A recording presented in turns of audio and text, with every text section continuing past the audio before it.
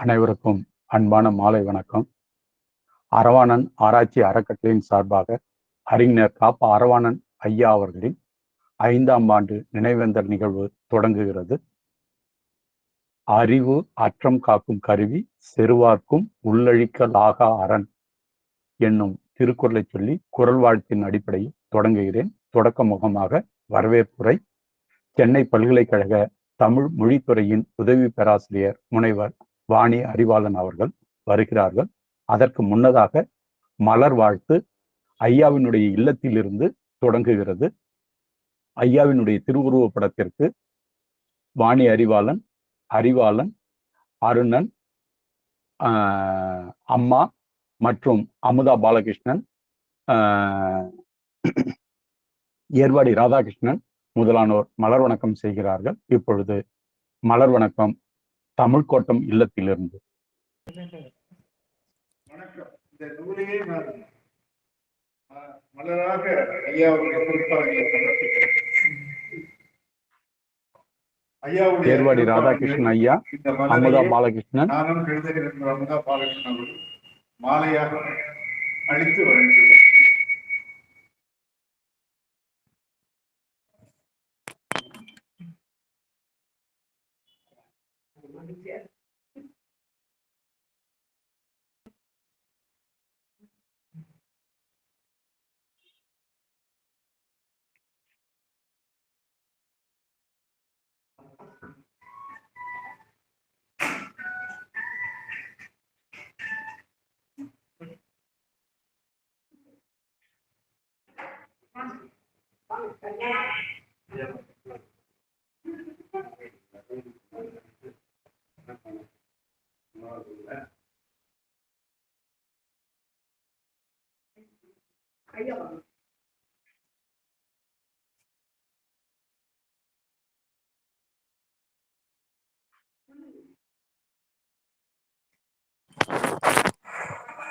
மலர் வணக்கத்தை தொடர்ந்து வரவேற்புரை சென்னை பல்கலைக்கழக தமிழ் மொழித்துறை உதவி பேராசிரியர் முனைவர் வாணி அறிவாளன் அவர்கள்.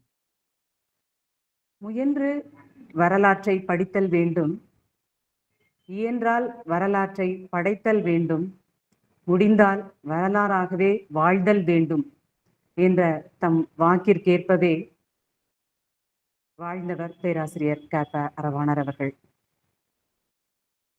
பேராசிரியரின் 5ஆம் ஆண்டு நினைவேந்தலை இன்று இணைய வழி நிகழ்த்தி கொண்டிருக்கிறோம். இந்த நிகழ்விற்கு தலைமை தாங்கி உரையாற்றவிருப்பவர் புதுச்சேரி மொழியியல் பண்பாட்டு ஆராய்ச்சி நிறுவனத்தின் மேனாள் தமிழ் பேராசிரியர் சிலம்புனா செல்வராசு ஐயா அவர்கள். ஐயா அவர்களை அன்புடன் வரவேற்கிறோம். தலைமை உரையை அடுத்து நூல் வெளியீடும் சிறப்புரைகளும் நிகழவிருக்கின்றன.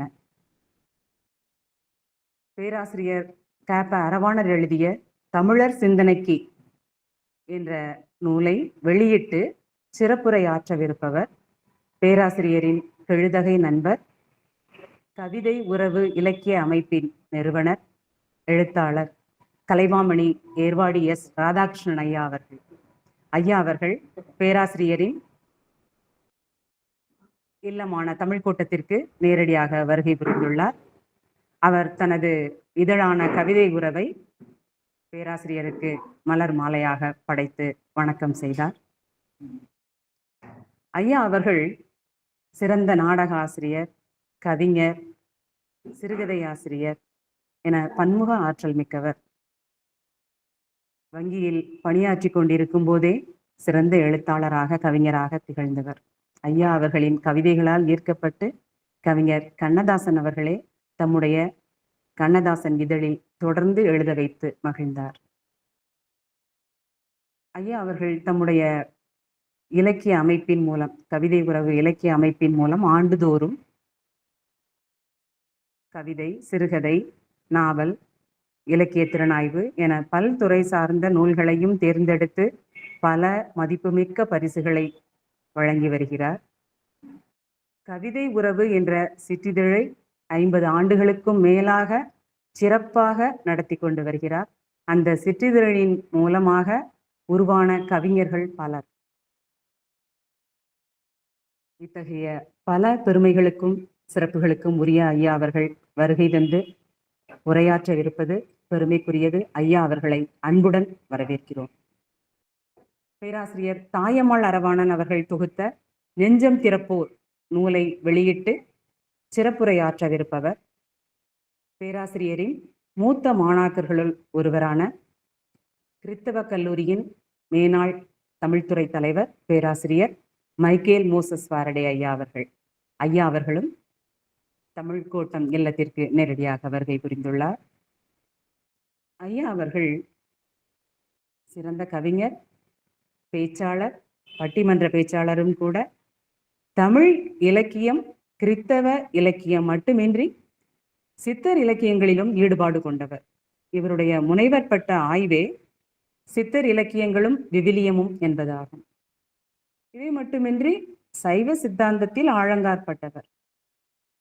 இப்படி பன்முக ஆற்றல் மிக்க ஐயா அவர்கள் தம்முடைய ஆசிரியரை பற்றி நினைவு கூர்ந்து சிறப்புரையாற்றவிருக்கிறார். ஐயா அவர்களை அன்புடன் வரவேற்கிறோம். இவ்விரு சிறப்புரைகளையும் தொடர்ந்து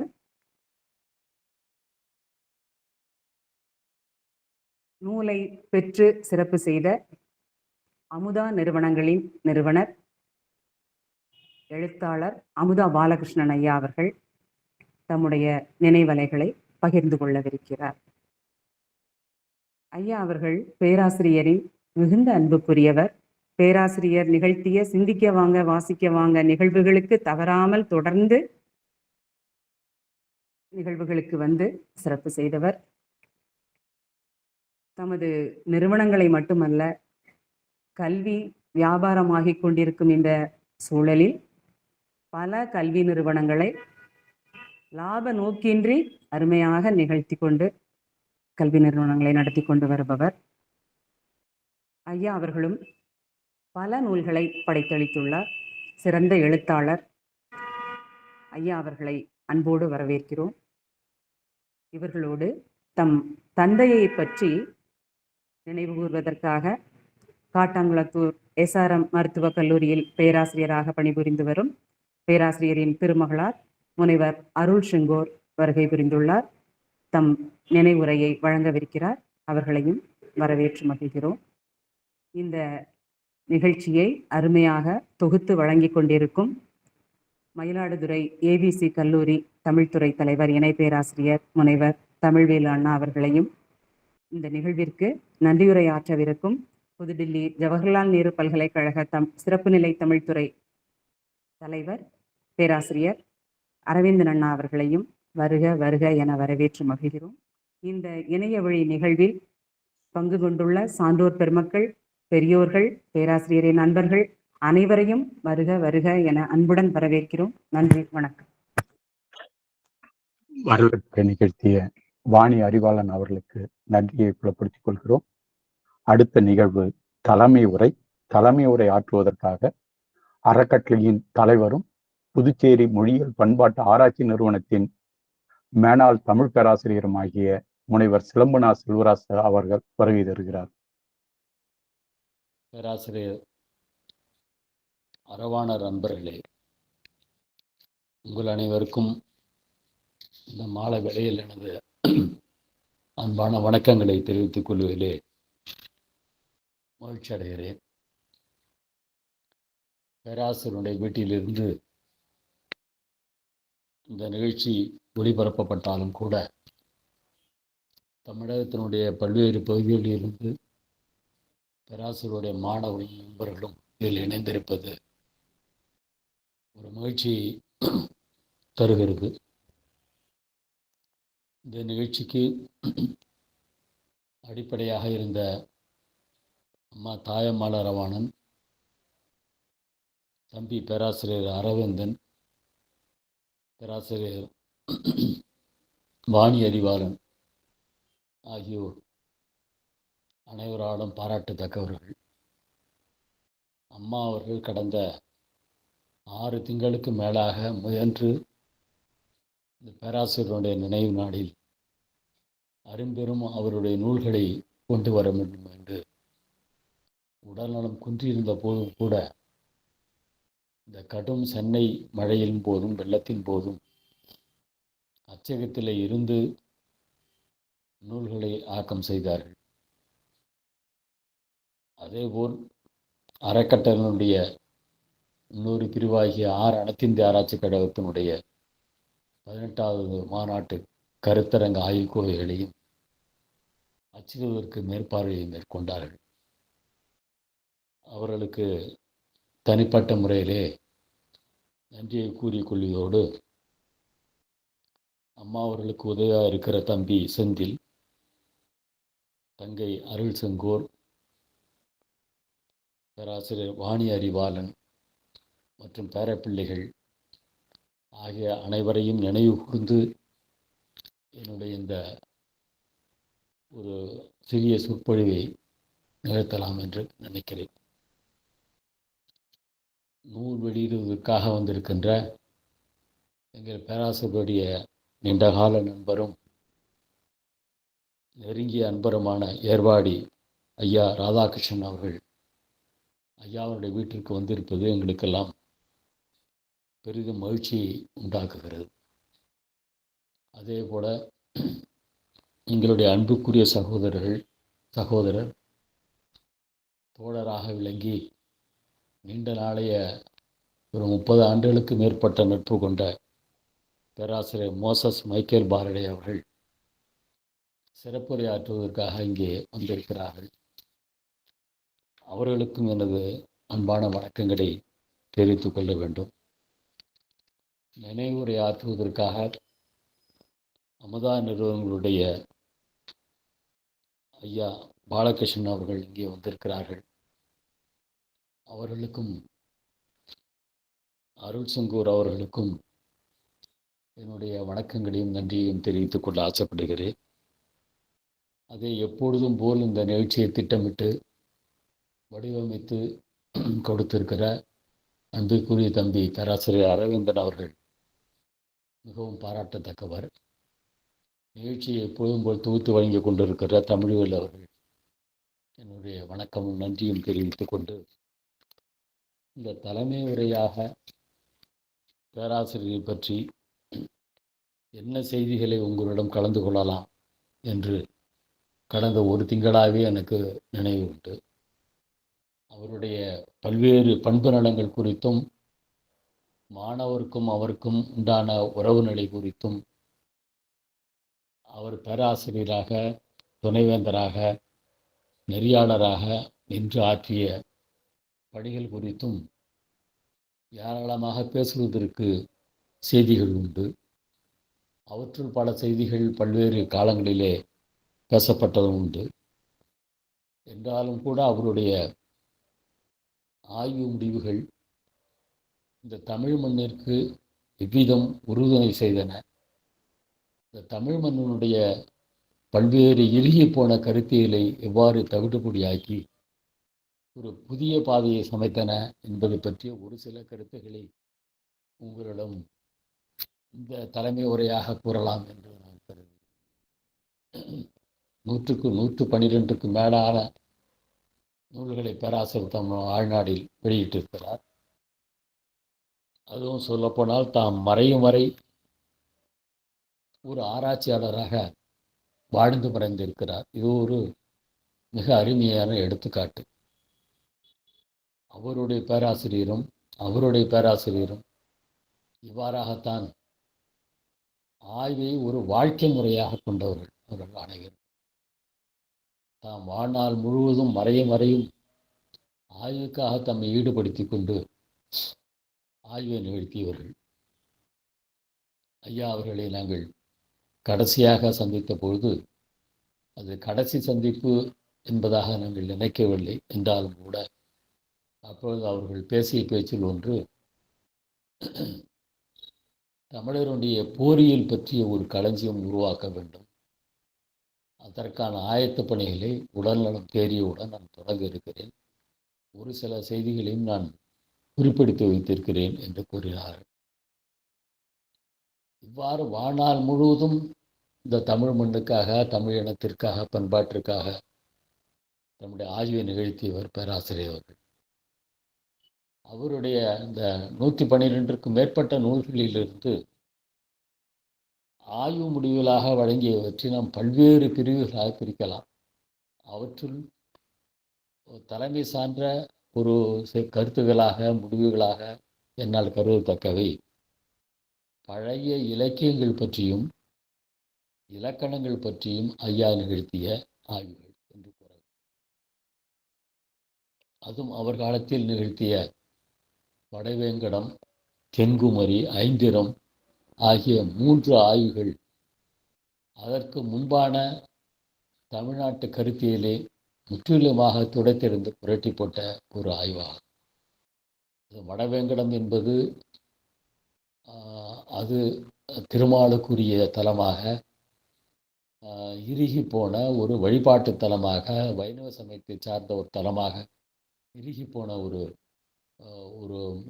முடிவான ஒரு காலகட்டத்தில் வேங்கடம் என்பது அந்த மலையை தாண்டிய கிருஷ்ணா நதி வரை பறந்து கடந்த ஒரு நிலப்பரப்பு. அதுவரையும் தமிழ்நாட்டினுடைய எல்லை பறந்துகள் விரிந்து கிடந்தது. அந்த பகுதிகளையும் தமிழ் மன்னர்களே ஆண்டார்கள் என்ற ஒரு அருமையான முடிவை கூறினார்கள். அப்படியென்றால் வடவேங்கடம் எப்பொழுது சமயத்தலமாயிற்று என்பதற்கான ஆய்வு முடிவையும் அவர்கள் விளக்கியிருந்தார்கள். மிக பிற்காலத்திலே தான் சிலப்பதிகார காலத்திற்கு பின்பு தான் அது வைணவ தலமாக மாற்றப்பட்டது. அந்த கருத்தினுடைய அடிப்படையில் தான் பின்னாளில் திருப்பதியில் உள்ள வெங்கடேச பெருமாள் என்னென்ன வழிபாட்டுக்குரிய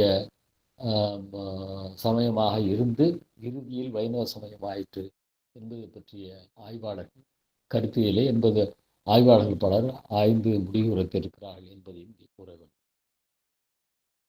அதே போல தென்குமரி என்பதும் அப்படித்தான்.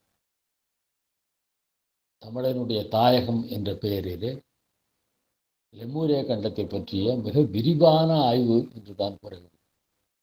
உலகத்தமிழ் ஆராய்ச்சி நிறுவனத்தில் நிகழ்த்தப்பட்ட அந்த ஆய்வு என்பது மிக விரிவான நூலாக வெளிவந்திருக்கிறது.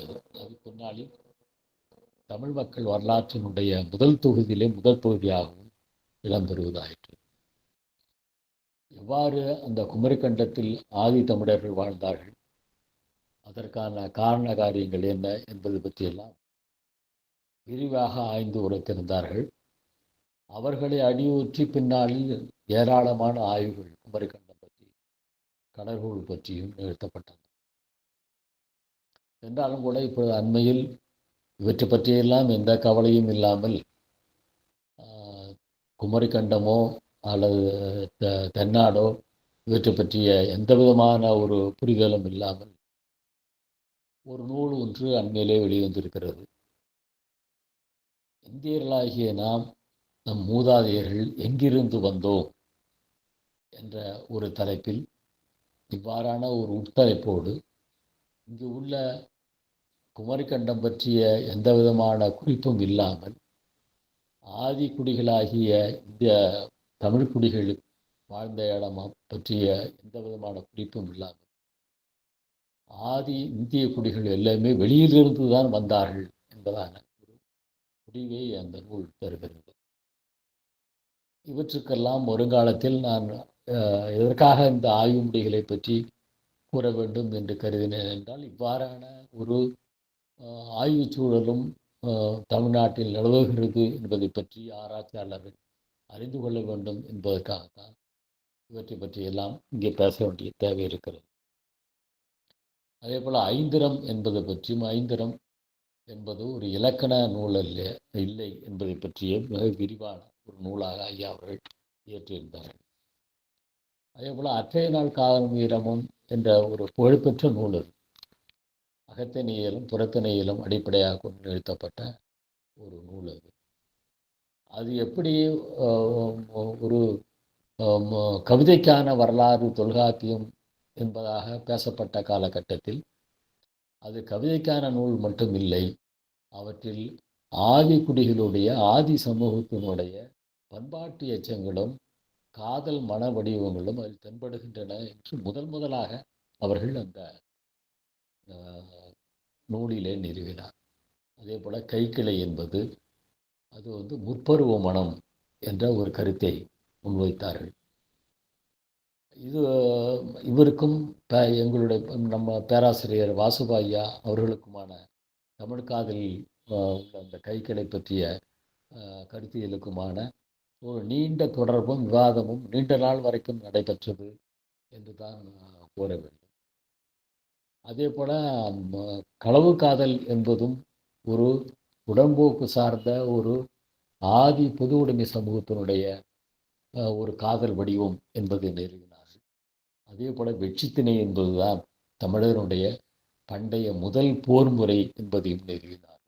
இதெல்லாம் மிக விரிவாக அவர்கள் நிகழ்த்திய முதலாக நிகழ்த்தப்பட்ட ஆய்வினுடைய முடிவுகள் என்றுதான். அதே போல் பாயிரம் பதிகம் என்பது எல்லாமே பல்லவர் காலத்திற்கு இறுதியில்தான் தமிழ் சூழலில் ஏற்றப்பட்டதாக ஒரு கருத்தை முன்மொழிவார்கள். மிக ஒரு முக்கியமான கருத்து. பாயிரமும் பதிகமும் நூலினுடைய நோக்கத்தை நமக்கு வழி சமைத்து கொடுக்கின்ற ஒரு கருவியாக செயல்படும். அப்போ பாயிரம் பதிகமும் எவ்வாறு பிற்காலத்தே ஏற்றப்பட்டன என்பதை பற்றி பார்க்கும்பொழுது அப்போ நூலுக்கான நோக்கமும் அதனுடைய தேவையும் வேறு வேறாக போய்விடுவதை நாம் அறிய முடியும். தொல்காப்பியத்தில் ஒரு வரலாற்று சிறப்பு மிக்க புகழ்பெற்ற பாயிரம் உண்டு என்றெல்லாம் பாயிரத்திற்கான இலக்கணம் தொல்காப்பியத்தில் இல்லை என்று தான் கூற வேண்டும். அதேபோல் ஐயா நிகழ்த்திய ஆய்வில் களபிரர் யார் என்ற மிக புகழ்பெற்ற ஆய்வு குறிப்பிடத்தக்கது. களப்பிரர்கள் அந்நியர்கள் என்று கூறப்பட்ட ஒரு காலகட்டத்தில் அவர்கள் தமிழர்கள்தான் என்ற ஒரு கருத்தை அவர்கள் நிறுவியிருந்தார்கள். இவ்வாறாக பல்வேறு பண்டைய இலக்கியங்கள் சார்ந்த கருத்தியலில் இன்னும் ஏராளமான கருத்தியல் எல்லாம் ஐயா அவர்கள் முடிந்த முடிவுகளாக இந்த தமிழ் மன்னருக்கு விட்டு சென்றிருக்கிறார்கள். ஏன் இந்த முடிவுகளை திரும்பவும் நாம் எண்ணி பார்க்க வேண்டும் என்றால் இது இந்த தமிழ் சமூகத்தினுடைய ஒரு தேவையாக காலத்தின் கட்டாயமாக இப்படிப்படுகிறது.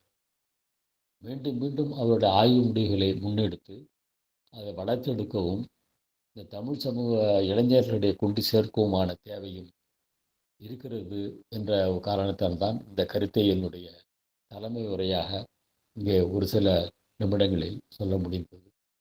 தோழர்களே, இந்த 5ஆம் ஆண்டு நினைவேந்தல் என்பது தவிர்க்க முடியாத ஒரு சூழலில் இன்னமும் ஐயா அவர்கள் வாழ்ந்து இருந்திருக்க வேண்டும் என்பதை பற்றி நாங்கள் அண்மையில் கூட பேசிக் கொண்டிருந்தோம்.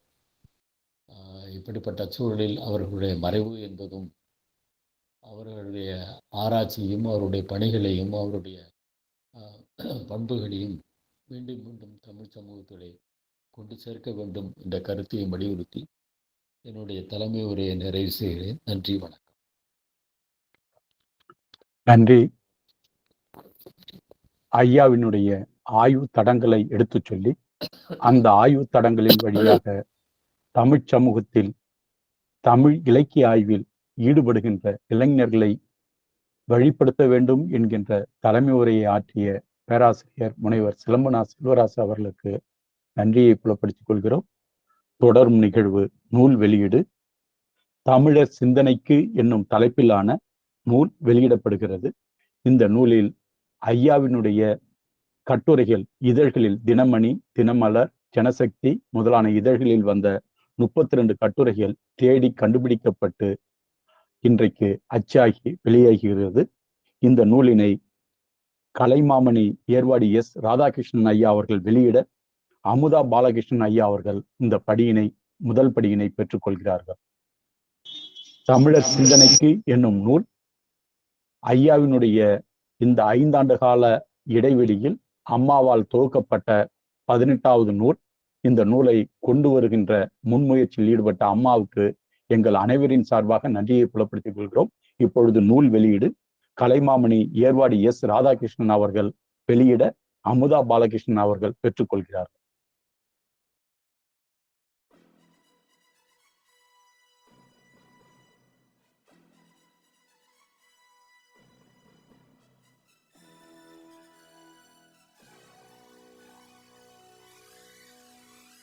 அடுத்த நூல் வெளியீடு நெஞ்சம் திறப்போர் என்னும் நூல். இந்த நூலில் ஐயா தான் வாழ்ந்த காலகட்டங்களில் தொலைக்காட்சிக்கும் செய்தி பத்திரிகைகளுக்கும் சிற்றிதழ்களுக்கும் வழங்கிய 18 நேர்காணல்கள் இடம்பெற்றிருக்கின்றன. இந்த நூலினை வெளியிடுவதற்கு தாம்பரம் கிறித்துவ கல்லூரியின் மேனாள் தமிழ் பேராசிரியர் மோசஸ் மைக்கேல் பாரடி அவர்களை அன்போடு அழைக்கின்றோம். முதல் படியினை பெறுமாறு அருணன் அவர்களை அழைக்கின்றேன். அருணன் ஐயாவினுடைய நம்பிக்கைக்குரிய பேரன் அவர்கள் முதல் படியினை பெறுகிறார். இந்த நூல் நெஞ்சம் திறப்போர் என்பது. இந்த நூலில் 18 நேர்காணல்கள் இடம்பெற்றிருக்கின்றன. நூலினை அம்மா அவர்கள் அரிதின் முயன்று தேடி தொகுத்து வெளியிட்டிருக்கிறார்கள். அம்மாவிற்கு நம்முடைய அன்பையும் நன்றியையும் புலப்படுத்திக் கொள்கிறோம். ஐயா தன்னுடைய வாழ்க்கை நாளில் 112 நூல்களை எழுதியிருக்கிறார். அதன் பிறகு இந்த 5 ஆண்டு காலத்தில் அம்மா 18 நூல்களை தொகுத்து வெளியிட்டிருக்கிறார். உவேசா எவ்வாறு அரிதின் முயன்றாரோ அதை போல அம்மா அரிதின் முயன்று தேடிக்கொண்டே இருக்கிறார். தேடுகிற பொழுதெல்லாம் ஐயாவினுடைய புதிய கட்டுரைகள் வந்து கொண்டே இருக்கின்றன. அந்த வரிசையில் 18வது நூலாக நெஞ்சந்திரப்போர் என்கின்ற நூல் வெளிவருகிறது. வெளியிட்ட பேராசிரியர்களுக்கும் நூலினை பெற்ற அருணன் அவர்களுக்கும் நன்றியை புலப்படுத்திக் கொள்கிறேன். நன்றி. இப்பொழுது நூல் வெளியீட்டு சிறப்பு செய்த கலைமாமணி ஏர்வாடி எஸ். ராதாகிருஷ்ணன் அவர்கள் நினைவுரை நிகழ்த்த வருகை தருகிறார்கள். ஐயா கவிதை உறவு என்னும் இதழினை தொடர்ந்து நடத்தி வரக்கூடியவர். இந்த கவிதை உறவு இதழின் வழியாக படைப்பாளிகளுக்கு பரிசுகளை வழங்கி சிறப்பு சேர்த்து கொண்டிருக்கிறார்கள். ஐயாவினுடைய திருமணங்கள் பெரும் நிகழ்ச்சி அல்ல என்னும் சிறுகதை தொகுதி தமிழ்நாடு அரசின் சிறந்த நூலுக்கான பரிசை பெற்ற ஒரு தொகுப்பாகும். ஐயா அவர்கள் மனத்தில் பதிந்தவர்கள், காதல் வெறும் கதை அல்ல, கனவின் பெயர் அல்ல, நிழல்கள் பொய் அல்ல, கண்ணில் தெரியுது வானம், வருகிறாள் உன்னை தேடி, என் பக்கம் என்பன போன்ற வாழ்க்கை வரலாற்று நூல்களையும் படைப்பிலக்கிய நூல்களையும் எழுதியிருக்கக்கூடிய ஐயா இப்பொழுது நினைவுரை நிகழ்த்த வருகை தருகிறார்கள். கலைமாமணி ஏர்வாடி எஸ். ராதாகிருஷ்ணன் அவர்களுடைய உரை. காற்றில் கலந்திருக்கிற எங்கள் ஐயா அரவாணன் அவர்களுடைய நினைவை போற்றுகிற ஒரு நல்ல நிகழ்ச்சி இது. இந்த நிகழ்ச்சியில் கலந்து கொள்வது எங்களுடைய கடமையாக இருக்கிறது. இன்றைக்கு மட்டுமல்ல, என்றைக்குமே அவரது புகழை பாடுகிற பாட்டு பறவைகள் நாங்கள். இந்த நல்ல நிகழ்ச்சியில் ஐயா அவர்களுடைய நூலை வாசிப்பதே எங்களுக்கு ஒரு பெரிய பேறு என்று கருதி கொண்டிருக்கிற போது அவருடைய அற்புதமான நூலொன்றினை வெளியிடுகிற வாய்ப்பை பெற்றதற்காக நான் பெரிதும் பெருமையும் பூரிப்பும் அடைகிறேன். ஐயா அவர்களை பற்றி சொல்வதற்கு நிரம்ப இருக்கிறது. என்றெல்லாம் அவரை பற்றி பேசிக் கொண்டிருக்கலாம் என்பதாக ஏராளமான செய்திகள் என்னிடம் இருக்கிறது. எனக்கு நன்றாக நினைவுக்கு இருக்கிறது, கவிதை உறவு மாத இதழில் மாதந்தோறும் என் மனத்தில் பதிந்த அறிஞர் பெருமக்களை நான் பதிவு செய்வது வழக்கம். அந்த வகையில் அன்பிற்குரிய ஐயா காப்பா அரவாணன் அவர்களுடைய நினைவுகளை, அவருடைய பெருமைகளை ஒரு கட்டுரையாக நான் வெளித்திருக்கிறேன். பொதுவாக மனத்தில் பதிந்தவர்கள் என்று நான் பதிவு செய்கிற அந்த பெருமக்கள் உயர்ந்த நிலையில் இருக்க வேண்டும், மிகச் சிறந்த பதவிகளில் இருக்க வேண்டும் என்றெல்லாம் எல்லோரும் நினைத்துக் கொண்டிருக்கிறார்கள். ஆனால் யாரெல்லாம் பணிவாகவும் அடக்கமாகவும் மக்களோடு மக்களாக பழகுகிறவர்களாகவும் இனிமை மிக்கவர்களாகவும் இருக்கிறார்களோ அவர்களைத்தான் நான் பதிவு செய்வது வழக்கம். அதனுடைய தொகுப்பை ஐயா மூப்பனார் அவர்கள் வெளியிட்ட போது இந்த கருத்தை சொன்னார்கள். இந்த நூலில் பதிவாகி இருக்கிற பெருமக்களை பார்க்கிற போது எனக்கு ஒன்று தெரிகிறது, நூலில் இருக்கிறவர்கள் எல்லோரும் பிரபலமானவர்கள், போற்றுதற்குரியவர்கள் என்பதற்கெல்லாம் அப்பால் எல்லோராலும் நேசிக்கப்படுகிறவர்கள். அப்படி நேசிக்கப்படுகிறவர்கள் தான் ஏர்வாடியாரால் நேசிக்கப்படுவர் என்பதை சொல்லி சிறந்தார்கள். இதையெல்லாம் எதற்காக சொல்கிறேன் என்றால், அறம்போல கூர்மையரேனும் மரம்போல்வர் மக்கள் பண்பிலாதார் என்று சொல்வார்கள். வள்ளுவர் மிக அழகாக சொல்லி இருக்கிறார், அறம்போல கூர்மையரேனும் மரம்போல்வர் மக்கள் பண்பிலார் என்றால் அவர்கள் எத்தகைய அறிவாற்றல் மிகுந்தவர்களாகவும் மிகச் செறிந்தவர்களாகவும் விளங்கினாலும் மக்கள் பண்பு இல்லை என்றால் அவர்கள் யாராலும் மதிக்கப்பட மாட்டார்கள் என்பது அதன் பொருள் உங்களுக்கு தெரியும். அந்த வகையில் எல்லோராலும் மதிக்கப்பட்ட மனிதராகவும் அவர் விளங்கியிருக்கிறார் என்பதுதான் அவருடைய மாண்புகளில் மிகச்சிறந்த மாண்பாக இருக்கிறது. ஐயா அவர்களுடைய அறிமுகம் கிடைத்ததற்காக நான் மிகவும் பெருமைப்படுகிறேன். நாங்கள் எல்லாம் கல்லூரியில் படித்துக் கொண்டிருக்கிற போது இவர்களை எல்லாம் காணப்போகிறோம் என்று கூட நாங்கள் கனவு கண்டது கிடையாது. ஆனால் பிற்காலத்தில் வங்கியில் பணியில் சேர்ந்து அங்கே பதவிகளில் உயர்ந்து நிற்கிற நிலையில் அவர் எங்களோடும் இணைந்து பணியாற்றப் போகிறார் என்றெல்லாம் கூட நான் கனவு கண்டது கிடையாது. ஒரு செய்தியை நன்றி அறிதலோடு நான் நினைவுபடுத்திக் கொள்ள வேண்டும். பாரத ஸ்டேட் வங்கி தமிழில்தான் எல்லா நடவடிக்கைகளையும் நடத்த வேண்டும் என்று தீர்மானித்தது. அதற்காக படிவங்களை எல்லாம் தமிழில் தர வேண்டும். அது மட்டும் இல்லாமல் கடிதங்களை தமிழில் எழுத வேண்டும். மிகச்சிறந்த தேவையான வார்த்தைகளுக்கு ஆங்கிலத்தில் இருந்து தமிழுக்கு சொற்களை கண்டுபிடிக்க வேண்டும் என்பதற்காக ஏறத்தாழ 15,000 சொற்களை நாங்கள் தொகுத்தோம். அதற்கு இணையான ஆங்கில சொற்களுக்கு இணையாக தமிழ் சொற்கள் தேட வேண்டும் என்பதற்காக ஒரு குழு அமைத்தார்கள். அந்த குழுவை அமைக்க வேண்டும் என்று நான் தான் அந்த ஆட்சி மொழித்துறையினுடைய அதிகாரியாக இருந்தபோது பரிந்துரைத்தேன். ஏனென்றால் அடிப்படையில் நான் ஒரு அறிவியல் பட்டதாரி. பின்னாளில் நான் எழுதுகிற தமிழ், நான் தந்திருக்கிற வார்த்தைகள் அங்கீகரிக்கப்பட்டவையா என்பதை உறுதிப்படுத்த வேண்டும் என்பதற்காக ஒரு குழு இருந்தால் நல்லது என்று நான் நினைத்தேன். அதன்படி அவ்வை நடராஜன் அவர்கள், அன்பிற்குரிய அழ வள்ளியப்பா அவர்கள், ஒருத்தருக்குரிய அரவாணன் அவர்கள் எல்லோரும் அந்த பணியை மிக நிறைவாக செய்தோம். அரவாணன் அவர்கள் ஒவ்வொரு நிகழ்ச்சியில் எங்களுடைய கலந்துரையாடலில் வந்து கலந்து கொள்கிற போதெல்லாம் தமிழ் இலக்கியத்திலிருந்தே நாங்கள் தேடுகிற வார்த்தைகளை எங்களுக்கு தருவார்கள். ஐயா முத்துப்பிள்ளை அவர்களும் அந்த பணியில் ஈடுபட்டிருந்தார்கள். அப்போது அறிஞர் பெருமக்களோடு அமர்ந்து இந்த பணியை பார்க்கிற ஒரு பெரிய பேரு எனக்கு கிடைத்தது. ஏறத்தாழ 15,000 சொற்கள் அடங்கிய அந்த நூலை, அந்த அகராதியை நாங்கள் வெளியிட கருதிய போது அப்போது முதல்வராக இருந்த மாண்புமிகு டாக்டர் எம்.ஜி. ராமச்சந்திரன் அவர்கள் தான் வெளியிட வேண்டும் என்கிற விளைவை எங்கள் வங்கியினுடைய தலைவர் மையார் அவர்கள் வேண்டினார்கள்.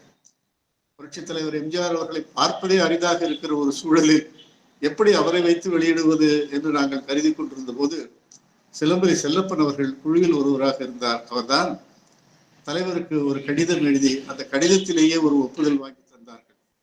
அதில் கலந்து கொண்ட 10 அறிஞர் பெருமக்களையும் மேடையிலேயே எம்.ஜி. ராமச்சந்திரன் அவர்கள் பரிசளித்து வாழ்த்திய காட்சி இன்னமும் என் கண்களில் அப்படியே இருக்கிறது. இந்த வெற்றியை இந்த 10 பேர் பகிர்ந்து கொள்கிறார்கள் என்றாலும் கூட மிக அதிகமாக பகிர்ந்து கொள்வது காப்பா அரவாணன் அவர்கள் தான். காப்பா அரவாணன் அவர்கள் மீது எனக்கு அளப்பரிய ஒரு அன்பு உண்டு என்பதை போலவே ஐயா அவர்களுக்கும் என் மீது அளப்பரிய ஒரு அன்பும் பாசமும் உண்டு. நான் எப்போதெல்லாம் இங்கே வீட்டுக்கு வருகிறேனோ அப்போதெல்லாம் ஒரு அறிஞரை பார்க்க வருகிறோம் என்பது ஒரு புறம் இருந்தாலும் உடன் பிறந்த ஒரு சகோதரரை பார்க்க வருகிறோம், அந்நியாரை பார்க்க வருகிறோம் என்கிற உணர்வு தான் எனக்கு மேலோக்கும். ஏனென்றால் வந்த உடனேயே தானும் ஒரு அறிஞர் பெருமகளால் தான் தானும் எழுதியிருக்கிறோம், தானும் கல்லூரி பேராசிரியர் என்றெல்லாம் இல்லாமல் ஒரு சாதாரண ஒரு நடுத்தர குடும்பத்தை சார்ந்த ஒரு பெண்ணாக அம்மையார் அவர்கள் எங்களோடு வந்து கலந்து கொண்டு தேநீரெல்லாம் தந்து எங்களை வரவேற்பார்கள். ஆகவே ஒவ்வொரு முறையும் அவரை பார்க்கிற போது ஒரு குடும்பத்தில் வந்து கலந்து கொள்கிறோம் என்கிற உணர்வு தான் இருக்குமே தவிர ஒரு பேராசிரியை பார்க்கிறோம் என்கிற நடுக்கம் எங்களுக்கு வந்ததே கிடையாது. அது மட்டுமல்லாமல் நல்ல செய்திகளை நாள்தோறும் அவர் எங்களோடு பகிர்ந்து கொள்வார். பொதுவாக நிர்வாகிகளுக்கு தொடர்புடைய ஒரு சொல் ஸ்வோட் என்று சொல்வார்கள். ஸ்வோட் அனாலிசிஸ் என்பது எஸ் என்பது ஸ்ட்ரென்த் என்று சொல்வார்கள். நம்முடைய பலம் என்ன என்பதை நாம் தெரிந்திருக்க வேண்டும். W என்பது வீக்னஸ், நம்முடைய பலவீனம் என்பதை தெரிந்திருக்க வேண்டும்.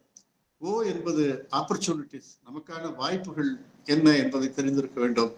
அதே போல T என்பது த்ரெட், நமக்கான அபாயங்கள் என்னென்ன இருக்கின்றன, நமக்கு என்னென்ன இடர்கள் வரப்போகின்றன என்பதை தெரிந்து கொள்ள வேண்டும். இது நிர்வாகத்திற்கு மட்டும் பொருந்துவதல்ல, இது வாழ்வியலுக்கும் பொருந்துவது, தமிழர்களுக்கும் பொருந்துவது என்று ஐயா அவர்கள் சொல்லுவார்கள். இந்த SWOT அனாலிசிஸை பற்றி எங்களுடைய பயிற்சி பள்ளிகளில் நடத்தப்படுகிற பாடங்களை விட மிக அதிகமாக ஐயா அவர்கள் நடத்துகிற போது எனக்கு மிகவும் பிடிக்கும். ஐயா அவர்கள் தமிழர்களுக்கு தங்களுடைய பலம் தெரிந்திருக்க வேண்டும் என்பதில் யாருக்கும் எந்த விதமான ஐயப்பாடும் இல்லை. நம்முடைய பலம் நமக்கு தெரிந்திருக்கிறதுனால நம்முடைய பலவீனங்களும் நமக்கு தெரிந்திருக்க வேண்டும். எந்த இடத்தில் நாம் பலவீனமாக இருக்கிறோம் என்பது நம்முடைய பலத்தை தெரிந்து கொள்வதை காட்டிலும் மிக இன்றியமையாதது என்பதை ஐயா அவர்கள் மிக அழகாக சொல்வார். இன்றைக்கு தமிழர்கள் அத்துணை பேரும் தன்னுடைய பலத்தைத்தான் மிக அதிகமாக தெரிந்து வைத்திருக்கிறார்களே தவிர தனக்கான பலவீனங்களை தெரிந்து வைத்துக் கொள்வதில்லை. ஆகவேதான் அடிக்கடி அவர்கள் வீழ்ந்து விடுகிறார்கள். தமிழர் தடங்கள் என்று ஐயா ஒரு நூலை எழுதியிருக்கிறார். அந்த நூலில் எங்கெல்லாம் தமிழர்கள் தடுக்கி விழுகிறார்கள், அவருடைய பலவீனங்கள் என்னென்ன, அவற்றை எப்படியெல்லாம் களைய வேண்டும் என்பதை அவர் மிக அழகாக எழுதியிருக்கிறார். நான் கூட்டங்களுக்கு செல்கிற போது தமிழன் என்பது ஒரு பெருமை மிக்கது, தமிழன் என்று சொல்லடா, தலை நிமிர்ந்து நெல்லடா என்று நம்மக்கெல்லார் பாடியிருக்கலாம். ஆனால் நம்முடைய பலவீனங்களை நாம் தெரிந்து கொள்கிற போது நம்மை மேலும் பலசாலியாக ஆக்கிக் கொள்ள வேண்டும் என்று அவர் அழகாக சொல்வார்.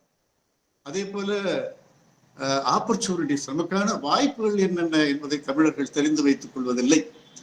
எவையெல்லாம் நமக்கு வாய்ப்பாக இருக்கின்றன, அதை எப்படி பயன்படுத்திக் கொள்வது என்பதை தெரிந்து கொள்ள வேண்டும் என்று ஐயா அவர்கள் சொல்வார்கள்.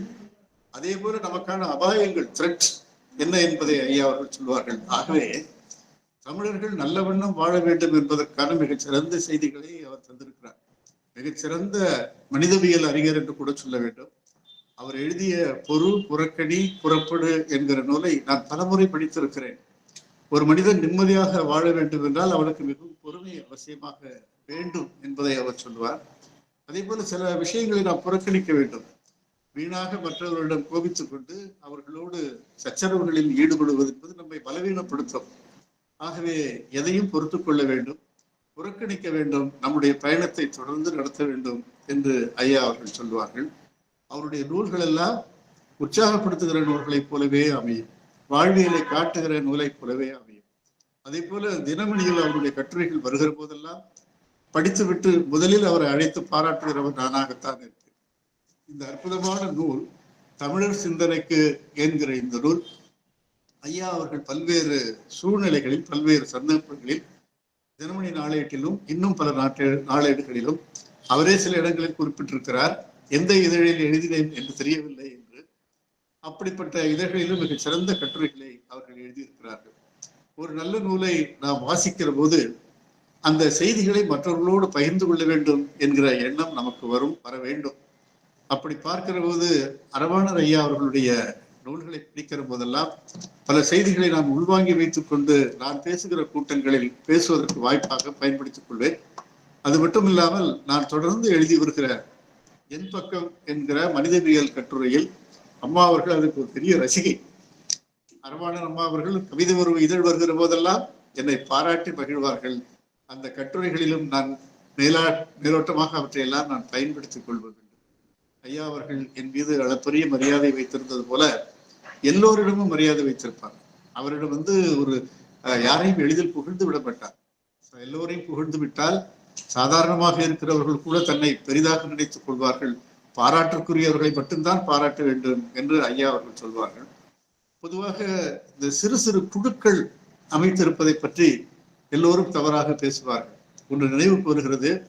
ஒரு தமிழறிஞர் ஒருவர் தமிழர்கள் குழுக்களாக பிரிந்து கிடக்கிறார்கள், அதனால்தான் அவர்களுக்கு முன்னுக்கு வருவதற்கான வாய்ப்புகள் இல்லை என்று சொன்னபோது நான் சொன்னேன், நாம் எல்லோரும் சேர்ந்து ஒரே குழுவாக பயன்படுத்துவோம், இதற்கு யார் தலைவராக இருப்பது என்று கேட்டபோது நான் தலைவராக இருப்பேன் என்று அவர் சொன்னார். அப்போதுதான் நான் சொன்னேன், நான் தலைவராக இருப்பேன் என்று ஒவ்வொருவரும் நினைக்கிற காரணத்தினால்தான் இது போன்ற குழுக்கள் சாத்தியமாகின்றன. ஒரு கயிறு எடுக்கிற போது உங்களுக்கு தெரியும், பல கயிறுகளை ஒன்றாக முறுக்கித்தான் பலமான ஒரு பெரிய கயிறை செய்வார்கள். ஒட்டுமொத்தமாக அவர்கள் செய்வதில்லை. சிறு சிறு கயிறு, அதை ஒட்டுமொத்தமாக பிணைத்து அவர்கள் செய்ய வேண்டும். அப்போதுதான் அது மிக பலமாக இருக்கும். ஆகவே தமிழர்கள் சிறு சிறு குழுக்களாக இயங்கிக் கொண்டிருப்பதில் எந்த விதமான தவறும் இல்லை. ஆனால் ஒன்றாக முறுக்கப்பட்டவர்களாக அவர்கள் இருக்க வேண்டும் என்கிற ஒரு செய்தியை ஒரு எண்பக்கம் கட்டுரையில் நான் எழுதினேன். ஐயா அவர்கள் என்னை தனியாக தொலைபேசியில் அழைத்து, நான் கூட முதலில் இப்படித்தான் நினைத்துக் கொண்டிருந்தேன், தமிழர்கள் சிதறி கிடக்கிறார்களே, குழு குழுவாக இருக்கிறார்களே என்ற போது அதற்கு நீங்கள் நியாயம் கற்பித்திருக்கிறீர்கள். ஒட்டுமொத்தமாக ஒரே தலைவன் என்று தமிழுக்கு வருகிற போது, தமிழ் அமைப்புகளுக்கு வருகிற போது ஒட்டுமொத்தமாக ஹோல்சேலாக எவனிடமாவது அவர்கள் அடகு வைத்து விடுவார்கள். ஏதாவது ஒரு கட்சியில் அவர்கள் சேர்ந்து விடுவார்கள். தமிழனுடைய ஒட்டுமொத்த கொள்கைகளையும் கோட்பாடுகளையும் அவருடைய வாழ்வியல் முறைகளையும் ஒரே தலைவனுக்கு அவர்கள் விற்பனை செய்து விடுவார்கள். ஆனால் இப்படி தனித்தனியாக இயங்குவதும், பிரச்சனைகள் என்று வருகிற போது அல்லது ஏதாவது அபாயங்கள் வருகிற போது ஒன்றாக சேர்ந்து கொள்வதும் தான் தமிழர்களுடைய பண்பாக இருக்க வேண்டும் என்று ஐயா அவர்கள் என்னை பாராட்டுவார்கள். ஐயா அவர்கள் பாராட்டுவது என்பது ஒரு பெரிய விருது கிடைத்தது போல நான் கருதுகிறேன். ஐயா அவர்கள் போகாத நாடு கிடையாது, ஐயா அவர்கள் படிக்காத ஏடு கிடையாது. இதை சென்னிமலை தண்டப்பள்ளி ஒரு அழகான ஒரு கவிதையில் சொல்வார். அந்த கவிதையில் அவர் சொல்வார், அவருடைய கால்கள் படாத, அவர்கள் கால்கள் அவர்கள் கைப்படாத ஏடும் இல்லை, கால்படாத நாடும் இல்லை என்று சென்னிமலை அவர்கள் சொல்வார்கள். உலக நாடுகளுக்கெல்லாம் செல்கிற போது அங்கிருப்பவற்றை பார்த்து திரும்புகிற அல்லது தன்னுடைய அன்பு செல்லவங்களுக்கு பொருட்களை வாங்கி வருகிற பயணமாக அதை அவர் மாற்றிக்கொள்வதில்லை. அவர்களுடைய கலாச்சாரம், அந்த நாட்டு மக்களுடைய பண்பாடு, அவர்கள் உயர்ந்திருப்பதற்கான காரணங்கள் எவை எவை என்பதையெல்லாம் தெரிந்து வைத்துக் கொண்டு அவற்றை தமிழ் நடைபடுத்த வேண்டும் என்பதற்காக ஐயா அவர்கள் இங்க கொண்டு வருவார்கள். அந்த வகையில் பார்க்கிற போது ஐயா அவர்களிடமிருந்து நாம் கற்றுக்கொள்ள வேண்டியதும் பெற்றுக்கொள்ள வேண்டியதும் ஏராளமாக இருக்கின்றன. அவருடைய நட்பை நான் பெரிதும் மதிக்கிறேன். இத்தகைய பெருமக்களோடு நட்பு பாராட்டுகிற ஒரு வாய்ப்பை இறைவன் எனக்கு அளித்ததற்காக நான் இன்றும் பெருமைப்படுகிறேன். இந்த நூலை நான் முழுமையாக படித்தேன், தமிழர் சிந்தனைக்கு என்கிற நூல். இந்த நூல் எல்லாம் சிறந்த செய்திகளை வரும். அதுல ஒரே ஒரு கட்டுரை, யானையும் நாயும் என்று ஒரு கட்டுரை இருக்கிறது. கோயில்களில் யானையை வளர்ப்பதற்கு பதிலாக நாயை வளர்க்கலாமே என்கிற ஒரு செய்தியை அவர் சொல்லியிருக்கிறார். நமக்கு அது விசித்திரமாக தோன்றும். யானையை நாம் அத்துணை பேரும் ஒரு புனித மிருகமாக கருதுகிறோம், அதையே தொட்டு வணங்குகிறோம், விநாயகரின் வடிவமாகவும் கருதுகிறோம். ஆனால் அந்த யானையை வைத்துக் கொண்டு அங்கு இருக்கிறவர்கள் பிச்சை எடுக்கிறார்கள், அந்த விலங்கை கேவலப்படுத்துகிறார்கள். அது சிந்திப்பதில்லை, அதனால் எந்த விதமான பயனும் இல்லை. போர் நடந்து கொண்டிருக்கிற போது கூட அவை எதிரி படைகளை அழிப்பதைப் போல தான் சார்ந்த படை வீரர்களையும் அழித்து விடுகிறது என்கிற செய்தியை சொன்னார்கள். ஒரு முரட்டுத்தனமான மிருகம் அது, அதை மதிக்கிறோம். என்றாலும் கூட நாயை போல ஒரு சிறந்த விலங்கு இருக்க முடியாது, அது நன்றி உள்ளதாக இருக்கும். கோயில்களில் திருடப்படுகிறவற்றை தடுக்கும், அந்த உண்டியல்களை பாதுகாக்கும். அது மட்டும் இல்லாமல் திருவண்ணாமலை நடக்கிற அந்த வைபவங்களின் போது நாய்களை முதலிலேயே அந்த கிரிவலம் வருகிற பாதையில் கொண்டு செல்ல வேண்டும். எங்கெல்லாம் அங்கே குண்டு வைத்திருக்கிறார்களோ அல்லது பாதுகாப்புக்கு இடர்கூடு இருக்கிறதோ அவற்றை இந்த நாய்கள் கண்டுபிடித்து விடும், காவல்துறைக்கு உதவியாக இருக்கும் என்கிற செய்தியெல்லாம் ஒரு புதிய செய்தி. நமக்கு அது விசித்திரமாக தோன்றும், ஆனால் அதில் இருக்கிற விவரத்தை புரிந்து கொள்கிறவர்கள் அதை வரவேற்பார்கள். இப்படித்தான் ஐயா அவர்களுடைய ஒவ்வொரு கட்டுரையிலும் ஏதாவது ஒரு சிறந்த செய்தி இருக்கும், இந்த தமிழகத்திற்கான நடைமுறைகள் இருக்கும் என்பதற்காக அவருடைய நூல்களை நான் தவறாமல் படிப்பேன். நான் குறிப்பாக மதுரை மோகன் அவர்களுடைய நூல்கள் அத்துணையும் நான் வைத்திருக்கிறேன். அதே போல அரவாணன் ஐயா அவர்களுடைய நூல்கள் அத்துணையும் நான் வைத்திருக்கிறேன். அன்பு நண்பர் இறையன்பு அவர்களுடைய நூல்களை எல்லாம் வைத்திருக்கிறேன். கவிக்கோ அப்துல் ரஹ்மான் இவர்கள் எல்லோருடைய நூல்களையும் நான் வரிசையாக அடிக்க வைத்திருக்கிறேன். பின்னாளில் அந்த குடும்பத்தை சார்ந்தவர்கள் நூல் வெளியிட வேண்டும், எங்களிடம் பிரதி இல்லை என்று கேட்டால் கூட கொடுக்கிற அளவுக்கு என்னுடைய நூலகத்தில் அவர்களுடைய நூல்களை வைத்திருக்கிறேன். அது மட்டுமல்லாமல் நேரம் போகாத நேரங்களில் எல்லாம் திரும்ப திரும்ப படிப்பேன். நான் அடிக்கடி ஒன்றை சொல்வேன், நூல்கள் என்பது ஒரு முறை படித்து முடித்து விட்டேன் என்று வைத்துக் கொள்வது அல்ல. அந்த நூல்களை திரும்ப திரும்ப படித்துக் கொண்டிருக்க வேண்டும். எப்படி நமக்கு பிடித்தமான ஒரு பலகாரத்தை திரும்ப திரும்ப உண்டு மகிழ்கிறோமோ அதே போல நூலையும் உண்டு மகிழ வேண்டும். அந்த வகையில் என்னுடைய நூலகத்தில் ஐயா அவர்கள் இருப்பதைப் போலவே என்னுடைய நெஞ்சத்திலும் ஐயா அவர்கள் நிறைந்து இருக்கிறார்கள். ஆகவே என்னுடைய நூலகம் சிறந்திருப்பதைப் போல என்னுடைய உள்ளமும் சிறந்திருப்பதற்கு இது போன்ற உயர்ந்த மனிதர்கள் என்னோடு இருக்கிறார்கள், என்னில் இருக்கிறார்கள் என்பதுதான் காரணம். இந்த நல்ல நிகழ்ச்சியை அன்பு சகோதரி வாணி அறிவாளர் அவர்களும் அருள் செங்கோர் அவர்களும் அவருடைய பேரன் அவர்களும் அம்மா அவர்களும் மிகுந்த ஈடுபாட்டோடு ஏற்பாடு செய்திருக்கிறார்கள். ஒரு அற்புதமான தலைமை இந்த நிகழ்ச்சிக்கு கிடைத்திருக்கிறது. முனைவர் சிலம்புரா செல்வராஜ் ஐயா அவர்களையும் ஐயாவுடைய இல்லத்தில் நான் சந்தித்திருக்கிறேன். அந்த நினைவுகளை அவர் தன்னுடைய பொழிவை தொடங்குகிற போது பகிர்ந்து கொண்டார்கள். அதே போல என்னுடைய எழுதகை நண்பர் பாரடே அவர்கள் நிகழ்ச்சியில் கலந்து கொள்வது எனக்கு மிகுந்த மகிழ்ச்சியையும் பெருமையும் தருகிறது. பாரடே அவர்கள் என்றும் இளமையாக தோன்றுகிறவர் மட்டுமல்ல, நினைவுகளும் இளமையாக தோன்றுகிறவர், நிறைய படிக்கிறவர், என் மீது அளப்பரிய அன்பை வைத்திருக்கிறவர். இந்த நிகழ்ச்சியில் அவரும் கலந்து கொண்டு என்னோடு ஒரு நூலை வெளியிடுகிறார். இந்த நிகழ்ச்சியில் அவரோடு நாங்கள் இங்கு இருப்பது எங்களுக்கு பெருமையாகவும் மகிழ்ச்சியாகவும் இருக்கிறது. அதே போல நான் எப்போதும் என் மனதில் வைத்து பாராட்டுகிற அன்பு நண்பர் அமுதா பாலகிருஷ்ணன் அவர்கள். அமுதா பாலகிருஷ்ணன் அவர்கள் வாழ்க்கையில் மிக பெரிய வெற்றியை பெற்றவர், வாழ்க்கையில் மிக சிறந்த செல்வங்களை சேர்த்தவர் என்றாலும் கூட கல்வியிலை மதிக்கிறவர். அவர் முனைவர் பட்டம் பெற்றிருக்கிறார். எந்த வியாபாரியும் முனைவர் பட்டம் பெறும், அதுவும் படித்து பெற வேண்டும் என்று எண்ணுவதே இல்லை. ஆனால் ஐயா அவர்கள் படித்து பட்டம் பெற்றிருக்கிறார்கள். நாள்தோறும் படிக்கிறவர், நல்லதை பேசுகிறவர். அவருக்கு இருக்கிற தொடர்புகளும் தோழமைகளும் ஏராளமாக இருக்கு. அந்த வகையில் பார்க்கிற போது அவர்களோடு இந்த நிகழ்ச்சியில் கலந்து கொள்வதில் நான் மிகுந்த மகிழ்ச்சி பெருமைப்படுகிறேன். நாம் எல்லோரும் தனித்தனியே அங்கங்கே அமர்ந்து இந்த நிகழ்ச்சியில் கலந்து கொண்டாலும் கூட காப்பா அரவாணன் ஐயா அவர்களுடைய நினைவு நம் அத்துணை பேரையும் ஒன்றாக சேர்த்திருக்கிறது என்று நான் கருதுகிறேன். ஐயா அவர்கள் மறைந்து போய்விடவில்லை. அவருடைய நூல்கள் தொடர்ந்து வெளிவந்து கொண்டிருக்கின்றன. அன்புக்குரிய அம்மா அவர்கள் அவருடைய நூல்களை எல்லாம் தொகுத்து எடுத்திருக்கிறார்கள். இன்னும் பல நூல்கள் வெளிவரும் என்கிற நம்பிக்கை எனக்கு இருக்கிறது. ஏனென்றால் அவ்வளவு செல்வம் அவர் சேர்த்து வைத்திருக்கிறார். ஒரு மனிதன் இறந்து போகிற போது மிச்சத்தை தான் வைத்து செல்கிறானே தவிர எச்சத்தை அதிகமாக வைத்து செல்வதில்லை. ஆனால் ஐயா அவர்கள் மிச்சமும் வைத்து போயிருக்கிறார், எச்சமும் வைத்து போயிருக்கிறார். மிகச் சிறந்த வெற்றியாளர். இந்த நிகழ்ச்சியில் அவர் குறித்த நினைவுகளை பகிர்ந்து கொள்வதில் நான் மிகுந்த மகிழ்ச்சியும் பெருமையும் அடைகிறேன். அவருடைய நினைவுகள் எப்போதும் நம் நெஞ்சத்தில் இருக்கட்டும். நன்றி, வணக்கம், வாழ்த்துக்கள். ஐயா அவர்களுக்கு நன்றியை புலப்படுத்திக் கொள்கிறோம். என் நெஞ்சம் திறப்போர் நிற்காண்குவரே என்னும் அடிகள் தான் நினைவுக்கு வருகிறது. ஐயாவோடு இணைந்து பயணித்த பாரத ஸ்டேட் வங்கியினுடைய அகராதி உருவாக்க பணி தொடங்கி அவருடைய நூல்களில் படித்து ஆர்வம் கொண்ட நிகழ்வுகள் வரையிலும் பகிர்ந்து கொண்ட கவிதை உறவு ஆசிரியர் ஏர்வாடி ராதாகிருஷ்ணன் ஐயா அவர்களுக்கு நன்றியை புலப்படுத்திக் கொள்கிறோம். அடுத்த நினைவேந்தல் உரை தாம்பரம் சென்னை கிறித்துவ கல்லூரியின் மேனாள் தமிழ்துறை தலைவர் பேராசிரியர் மோசஸ் மைக்கேல் பாரடே அவர்கள். ஐயா அவர்கள் இருமொழி புலமையாளர், தமிழ் சித்தர் பாடல்களும் விவிலியமும் என்னும் தலைப்பில் முனைவர் பட்டம் பெற்றிருக்கக்கூடியவர், கிறித்துவ படைப்பிலக்கியங்களை உருவாக்கி கொண்டிருக்கக்கூடியவர், கிறித்துவ சிற்றிலக்கியங்கள் குறித்து ஆழ்ந்த புலமையோடு தொகுப்பை உருவாக்குகின்ற வல்லமை படைத்தவர்கள், கிறித்துவ நூல்களின் மீது ஆறா பற்று கொண்டிருக்கக்கூடியவர், கிறித்தாயனம் என்னும் சிந்தனையை புலப்படுத்தி கொண்டிருக்கக்கூடியவர் ஐயா அவர்கள் இப்பொழுது தன்னுடைய ஆசிரியர் குறித்த நினைவுரையை வழங்க வருகை தருகிறார்கள். என்னுடைய நெஞ்சில் நீங்கா நினைவாகவும் தோன்றா துணையாகவும் மறைந்தும் நேர் நின்று வழிகாட்டி கொண்டிருக்கிற ஆசானாகவும் நிலைத்திருக்கிற என்னுடைய பேராசான் அவர்களை பற்றிய நினைவுகளை பகிர்ந்து கொள்வதற்கு, அதுவும் அவர் வாழ்ந்த இல்லத்திலேயே வந்து பகிர்ந்து கொள்வதற்கு கிடைத்த இந்த வாய்ப்பை நான் பெரும் பேராக கருதுகிறேன்.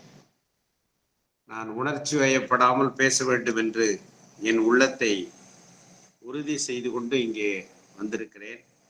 ஏனென்றால் என் நினைவு சரியாக இருக்குமானால் இந்த நிகழ்வு பதிவு செய்யப்பட்டு கொண்டிருக்கிற இதே அரங்கில் அம்மா அவர்களை கேட்டு நான் உறுதி செய்து கொண்டேன்.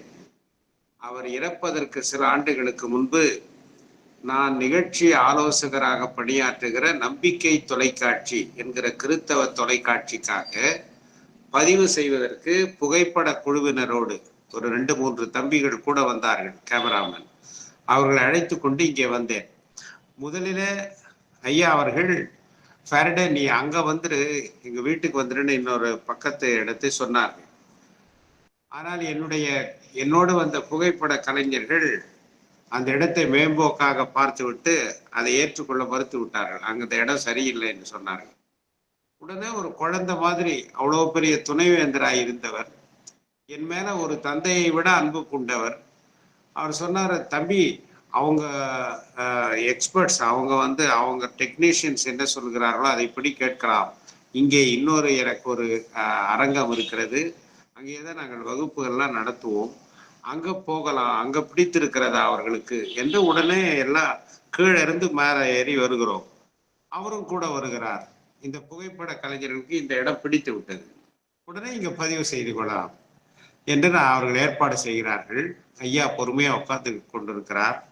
அம்மா உள்ள போய் எங்களுக்கு என்றால் எனக்கும் அந்த கூட வந்து தம்பிமா இருக்கும், இன்னும் கூட நினைவு இருக்கிறது. அது இன்னொரு வித்தியாசமான ஒரு மிக்சர், அதையும் தேநீரையும் கொண்டு வந்து கொடுக்கிறார்கள். அதை சாப்பிட்டு அதற்கு பிறகு பொறுமையாக நான் சொன்ன சின்ன சின்ன இன்ஸ்ட்ரக்ஷன்ஸ், அந்த புகைப்படக்காரர்கள் அவரை எப்படி உட்கார வேண்டும், எப்படி திரும்ப வேண்டும் என்று சொல்லுகிறார்களோ அந்த சின்ன சின்ன இன்ஸ்ட்ரக்ஷன்ஸ் எல்லாத்தையும் கேட்டுக்கொண்டு அந்த அறிவின் மாமலை எங்களுக்கு ஒத்துழைத்து அதை பதிவு செய்தார். அதை ஒரு முறை அல்ல, பல முறை நாங்கள் ஒளிபரப்பினோம். எனக்கு இதை சொல்லுகிற போது என் கண்கள் கசிகின்றன. என் மேல அவர் வைத்திருந்த அன்பு, அதை நான் உங்களுக்கு பின்னால சொல்லுகிறேன். இதை சொல்லி கொண்டிருக்கும் போதே எனக்கு சங்க இலக்கியத்துல வருகிற ஒரு பாடல் நினைவுக்கு வருகிறது. ஒரு பெரிய, என்னை விட அறிவாளிகள் இங்கே இருக்கிறார்கள். ஐயாவோடு உறவு கொண்ட நம்முடைய பெரிய மாபெரும் கவிஞர் ஏர்வாடி ஐயா அவர்கள், அவரோடு உறவு கொண்டு அவரால் உருவாக்கப்பட்ட சிலம்புனா செல்வராஜ் அவர்கள் போன்ற சிறந்த ஆய்வறிஞர்கள், என்னுடைய இளவலும் நான் மதிக்கிற நல்ல சாதனையாளருமாகிய முனைவர் அரவேந்திரன் போன்றவர்கள், ஐயாவுடைய அன்பு மகளார் அறிவு போன்றவர்கள், மருமகளார் வாணி அறிவாளன் என்னுடைய அன்பு சகோதரி அவர்கள், இவர்களெல்லாம் பங்கு பெறுகிற இந்த நிகழ்வில நானும் பங்கேற்ற ஐயாவை பற்றிய நினைவலைகளை பகிர்ந்து கொள்ளும் போது நான் என் நிலையில அவரை பற்றி சொல்ல வாய்ப்பு கிடைத்தது எண்ணி மகிழ்கிறேன். ஆக நான் அந்த சொல்ல வந்த சங்க இலக்கிய கவிதை ஒரு ஒரு நீரோடையினுடைய அருகில ஒரு பெரிய யானை படுத்து கொண்டிருக்கிறது. சிறுவர்கள் எல்லாம் அது மேல அவ்வளோ பெரிய யானை. கொஞ்ச நேரத்துக்கு முன்னாலதான் ஏர்வாடியார் கவிஞர் ஐயா யானையை பற்றி ஐயா சொன்னாரு. அந்த யானையின் மேல ஏறி அவ்வளோ பெரிய மத யானை ஒரு ஒரு சின்ன அசைவுல அந்த சிறுவர்களை எல்லாம் துவம்சம் செய்து, அப்படிப்பட்ட மாமத யானையின் மேல் அந்த சின்ன மழலைகள் போன்ற சிறுவர்கள் ஏறி விளையாடுகிறார்கள்.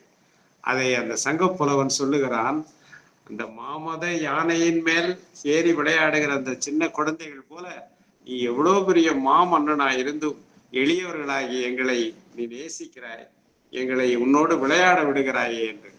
அதுதான் எனக்கு ஐயாவை பற்றி நினைவுக்கு வருகிறது. அவர் அறிவின் உச்சமாக இருந்திருக்கலாம், புகழின் கொடுமுடியை அவர் கண்டிருக்கலாம், உலகமெல்லாம் சுற்றி வந்திருக்கிறான். ஆனா என்னை போன்ற மாணவர்களை தன் அன்பு பிள்ளைகளாக வரித்து கொண்ட அவருக்கு அவ்வளவு காட்சிக்கு எளியர், கடுஞ்சொல்ல நல்லனேல் மீக்கூறும் மன்னன் நிலம் என்றானே வள்ளுவன், அது மாதிரி அவ்வளவு எளிவந்த தோற்றத்துல வந்து பழகுகிறவர். அவரோடு நான் கொண்டிருந்த உறவை பற்றி எண்ணும் போது அடிக்கடி நாம் இப்பொழுது சொல்லுகிறோம் அவர் சொன்ன வாசகங்கள். உயர்ந்து வரலாறு படிக்க வேண்டும், முடிந்தால் வரலாறு படைக்க வேண்டும், வரலாறாகவே வாழ வேண்டும். அம்மா கூட அந்த நூலை நெஞ்சம் திறப்போர் நூலை தொகுத்து விட்டு அதை இன்னும் சுருக்கி அவரை பற்றி அவருக்கே அதை பொருத்தி அம்மா எழுதியிருக்கிறார்கள். வரலாற்றை படித்தார், வரலாற்றை படைத்தார், வரலாறாக வாழ்கிறார். அவரோடு நான் கொண்ட உறவையும் 3 காலகட்டங்களாக எனக்கு சொல்ல தோன்றுகிறது. அது ஒரு வரலாறு. நான் கூட எண்ணி பார்த்தேன் இங்க வருவதற்கு முன்பு, நம்ம வாழ்க்கையில நாம பிறந்தது முதல் இறக்குற வரை வாழ்ந்து முடிக்கிறோமே, அது ஒரு வரலாறு என்று சொல்லுகிறோம். இல்லை, அந்த நம்ம ஒவ்வொருத்தருடைய தனி வரலாற்றுக்குள்ளும் பல சின்ன சின்ன வரலாறுகள் பொதிந்திருக்கிறது. There are so many episodes in one long major work. அது மாதிரி நானும் அரவண ஐயாவும் என் ஆசானும் வாழ்ந்த வாழ்வு இருக்கிறதே, அது ஒரு எபிசோடு, அது ஒரு வரலாறு. அது எப்பொழுதுமே என் வரலாற்றிலே நிலைத்திருக்கும். அதை நான் 3 காலகட்டங்களாக பிரித்து சொல்ல விரும்புகிறேன். கவிஞர் பெருமான் ஏர்வாடியார் சொன்ன மாதிரி ஆசானை பத்தி பேசி கொண்டிருந்தால் விடிய விடிய பேசலாம், அது முடிய போவதில்லை. அதை விடிய விடிய பேசலாம்னா அதை பேச பேச என் வாழ்க்கையிலே ஒரு இன்னும் புதிய விடியல்கள் வரும். அப்படிப்பட்ட ஒரு மகிழ்ச்சியான அனுபவம். அது மாதிரி எல்லா நிறைய தமிழறிஞர்களோடு நான் பழகி வாழ்ந்திருக்கிறேன். ஆனால் அதுல ஒரு சிலரோடு வாழ்ந்த அனுபவம் தான் ரொம்ப தனியானது. அவை நடராசன் அவர்களுடைய வளர்ப்பு மகனாக வாழ்ந்திருக்கிறேன். அரவாணன் ஐயாவோட அன்பு மாணவனாக வாழ்ந்திருக்கிறேன். அது மாதிரி காஞ்சிபுரத்தில் இருக்கும்போது வேத்தே மாணிக்க ஐயா, மூப்பி பாலசுப்ரமணியம், இவங்களுக்கெல்லாம் செல்ல பிள்ளை. ஆனால் இன்றைக்கு இலக்கிய உலகத்துல பொது வெளியில அதிகமாக வந்து கலந்து கொள்ளுகிறவன் அல்ல, கிறித்தவ இலக்கியத்துக்காகவும் திருச்சபை பணிகளுக்காகவும் என்னை தனிப்படுத்தி கொண்டவன். என்னுடைய உடன் மூத்த மாணவர் கவிஞர் வைரமுத்து கூட சொல்லுவாரு, loss of Tamil literature, Tamil literary world is gain to Christian world என்று சொல்வார். மைக்கேல் ஃபாரடே பொது வழிக்கு இன்னும் அதிகமாக வந்திருக்க வேண்டும், ஆனால் அவர் கிறிஸ்தவ இலக்கியத்துக்கு கூடுதலாக தன்னை அர்ப்பணித்துக் கொண்டார். நமக்கு இழப்பென்றாலும் அவர்களுக்கு லாபம் தான் என்று கேலியாக சொல்லுவார்.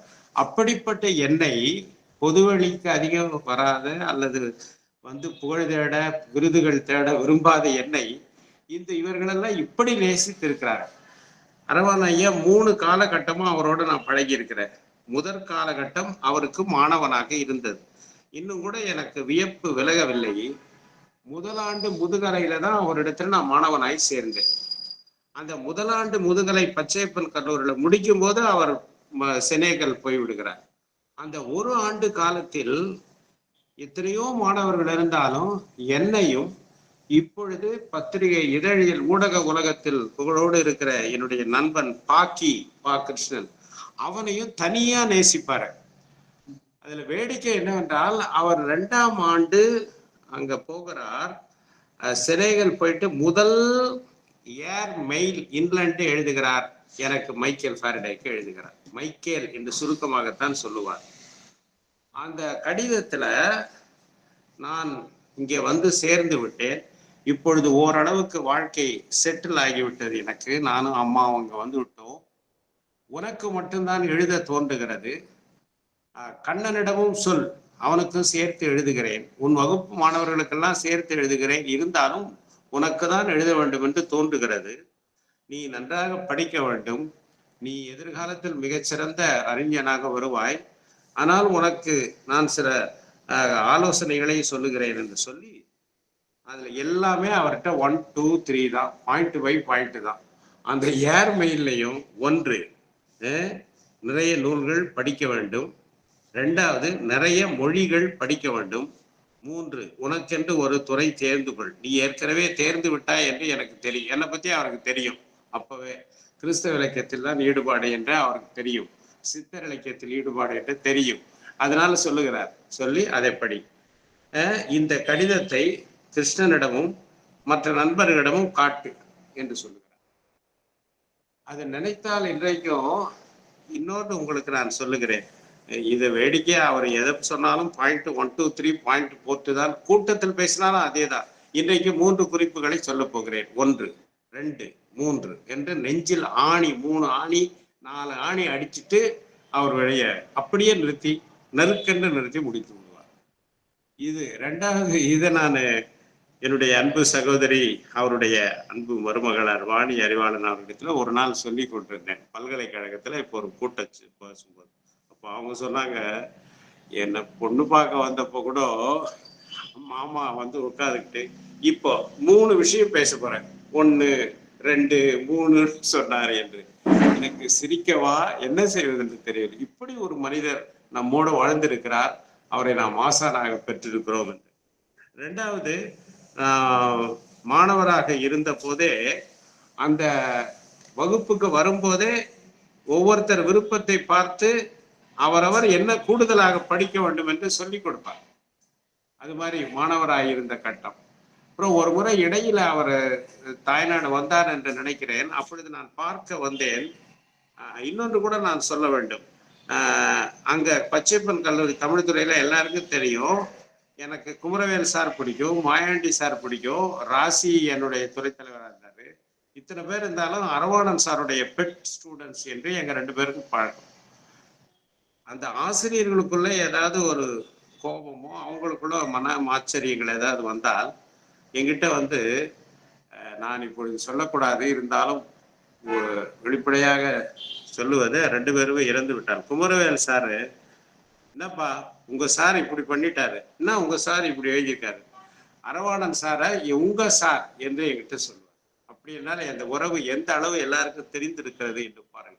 இன்றைக்கு இந்த அரங்கத்தில் வந்து உட்கார்ந்து கொண்டிருக்கிறேன் என்றால் அதுவும் 5 ஆண்டுகளாக கவிஞர் சொன்ன மாதிரி எப்படி அவரை இவ்வளவு சீக்கிரம் இழந்தோம். அம்மா கூட சொன்னாங்க, நான் சரியான மருத்துவமனைக்கு சரியான நேரத்துல போகவில்லையோ, ஐயோ நான் இழக்க கொடுத்து விட்டேனே என்று அவருடைய அந்த இறப்பு நாளில் சொன்னார்கள்.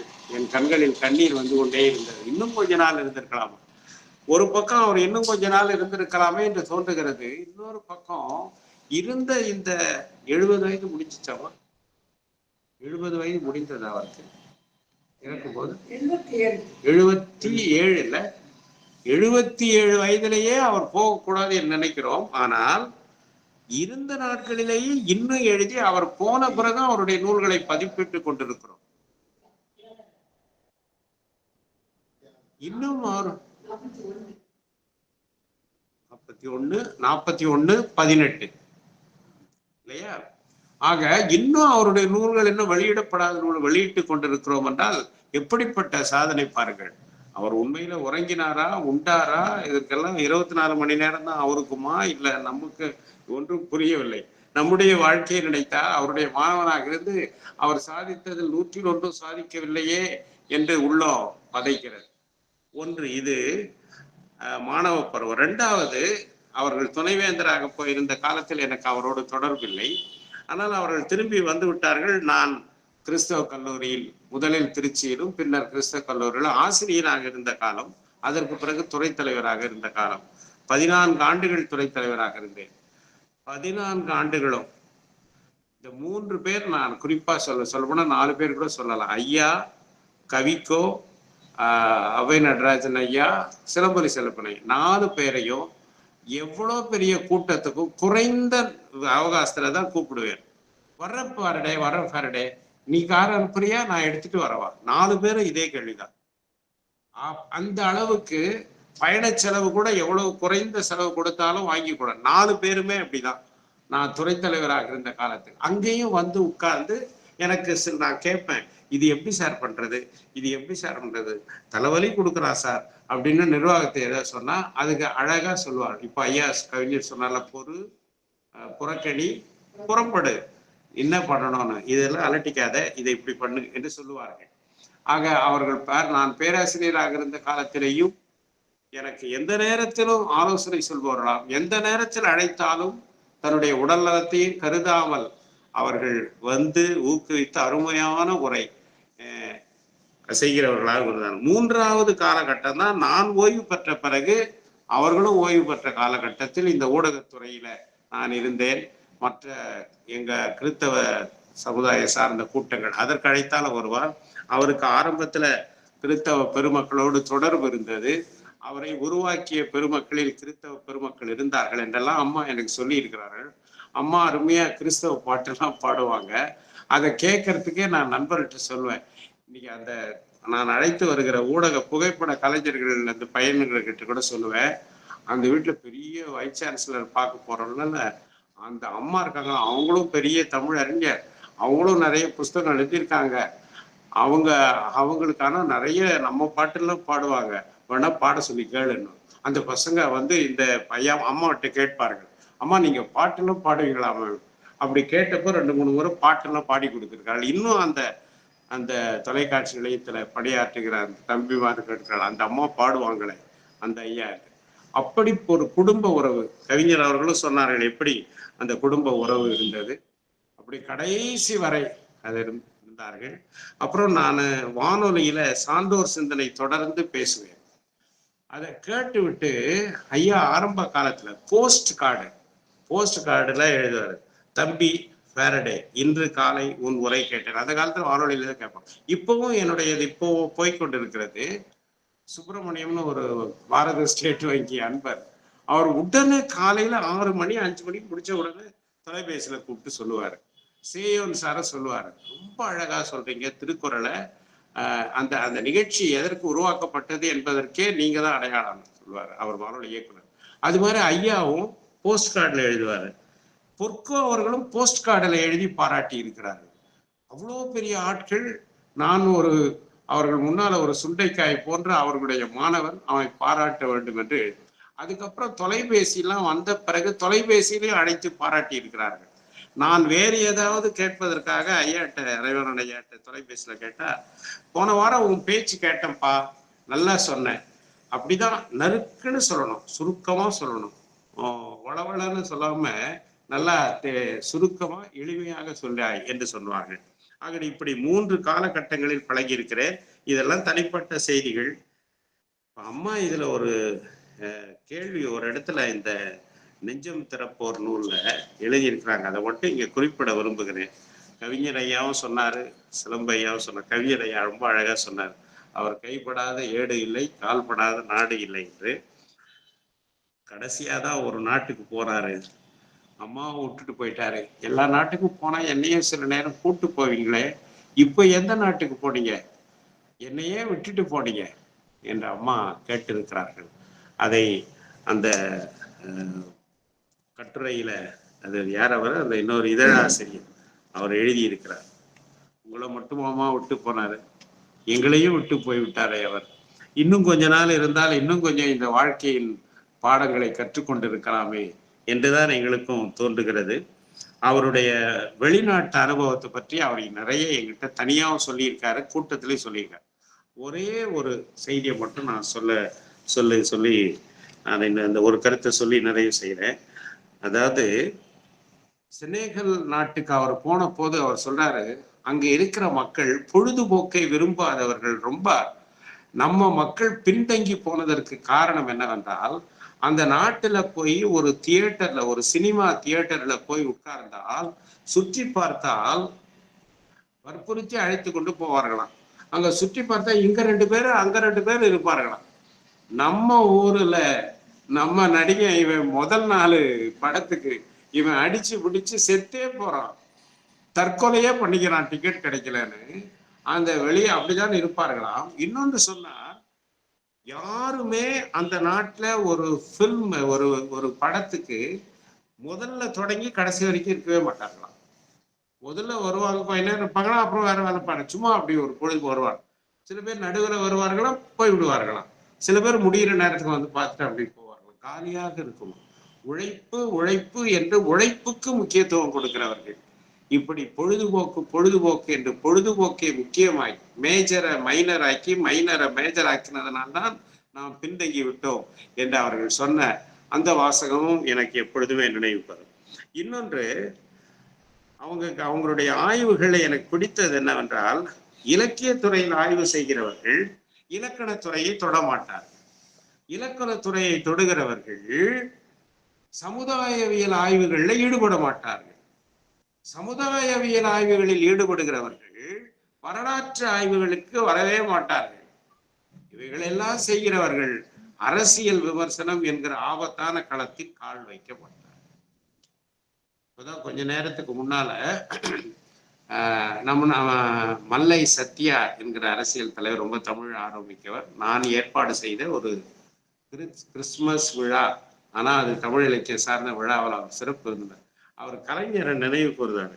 கலைஞர் அப்பப்போ அரசியல் கூட்டங்களை விட்டு கலைஞரை பற்றி ஐயாவும் எழுதியிருக்கிறார் என்று நான் இப்பதான் படித்தேன். கலைஞர் தமிழை பற்றி அவர் எழுதியிருக்கிறார்.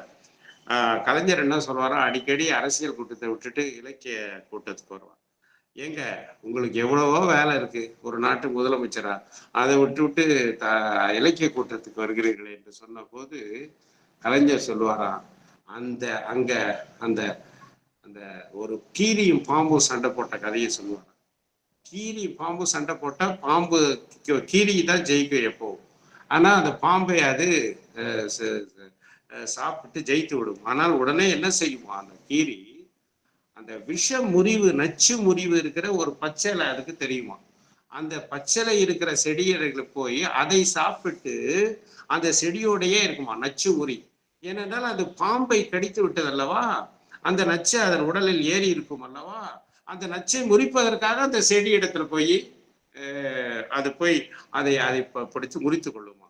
அது சொல்லிவிட்டு கலைஞர் சொல்லுவாராம், அந்த அரசியல்ல இப்போ கூட்டத்துல வர்ற நச்செல்லாம் முறிக்கிறதுக்காக தான் இங்க இலக்கியத்துக்கு வந்திருக்கிறோம். அது மாதிரி ஒரு துறையில் இருக்கிறவர்கள் இன்னொரு துறைக்கு வருவது அபூர்வம்.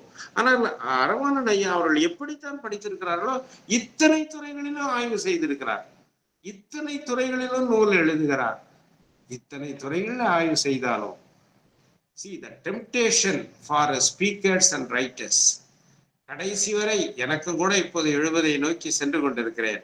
இந்த எனக்கென்று தேர்ந்தெடுத்து கொண்ட துறையில தான் நான் முத்திரை பதித்து செல்ல வேண்டுமே தவிர, புகழ் பெற வேண்டும் என்பதற்காக நான் எழுதுகிற எழுத்தில் அதை நீர்த்து போக செய்வதோ, அல்லது புகழ், இப்ப நான் பட்டிமன்றம் பேச வேண்டும் என்றால் இன்றைக்கு இருக்கிற பல பட்டிமன்ற பேச்சாளரோட சிறப்பாக பொதுவெளி பட்டிமன்றங்களில் பேச முடியும். அவர்கள் நண்பர்களாகவும் இருக்கிறார், பெரிய நடுவர்.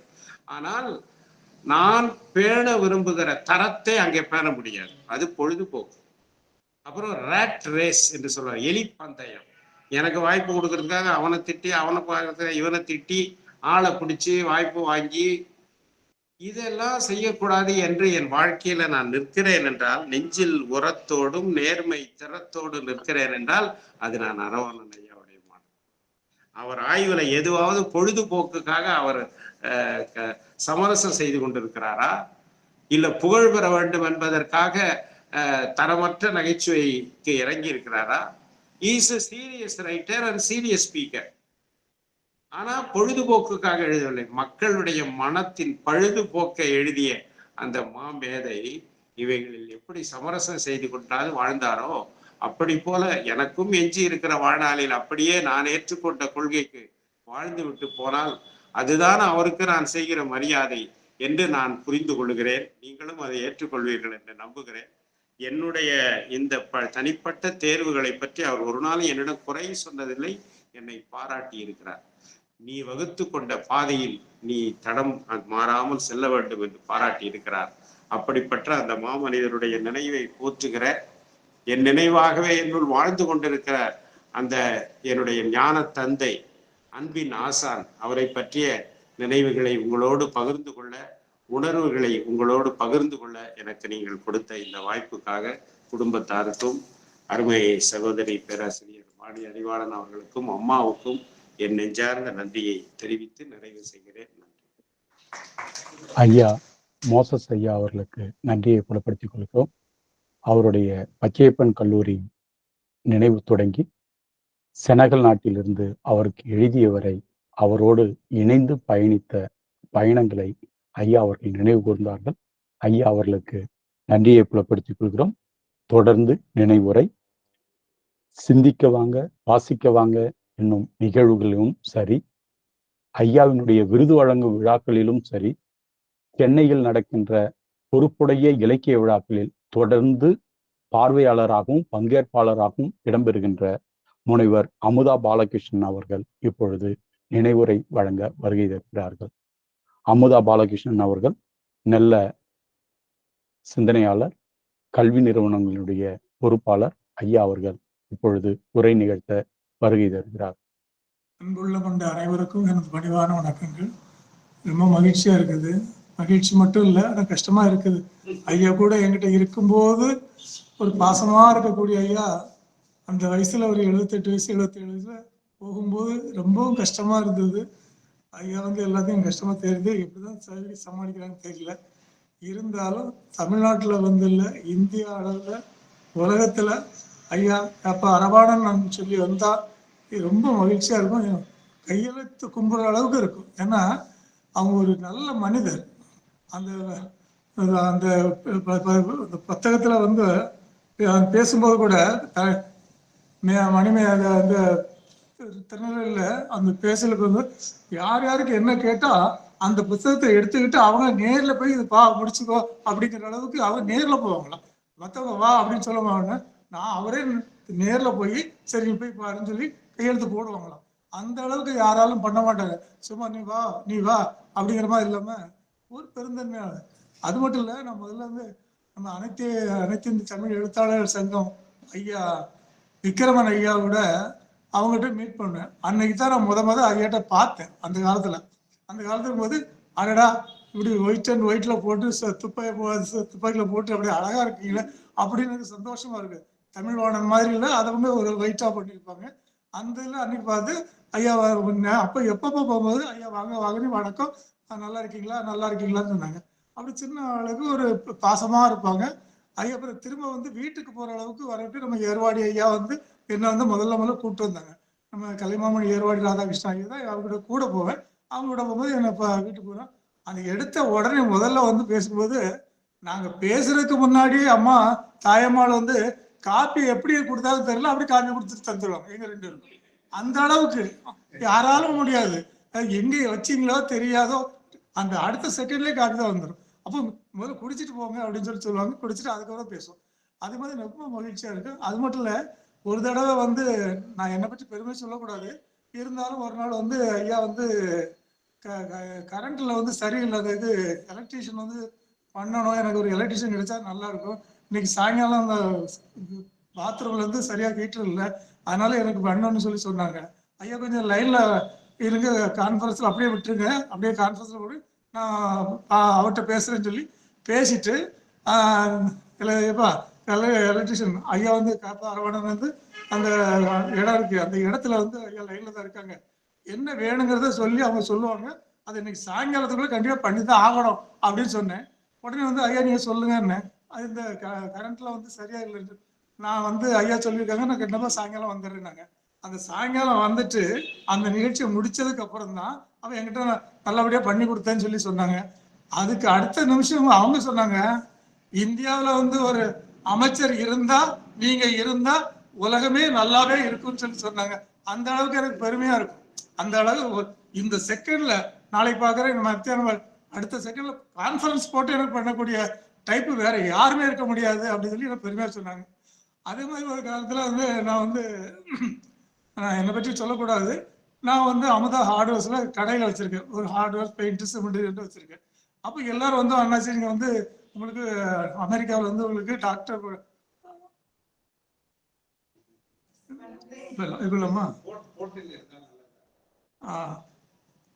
சரி நீங்க அண்ணாச்சி நீங்க வியாபாரம் பண்ணிட்டு இருக்கீங்க, இருந்தாலும் உங்களுக்கு அமெரிக்காவில் வந்து எல்லாருக்குமே சொல்லுவாங்க டாக்டர் பட்டம் பண்ணி கொடுப்பாங்க, நீங்க வந்து டாக்டர் பண்ணணும்.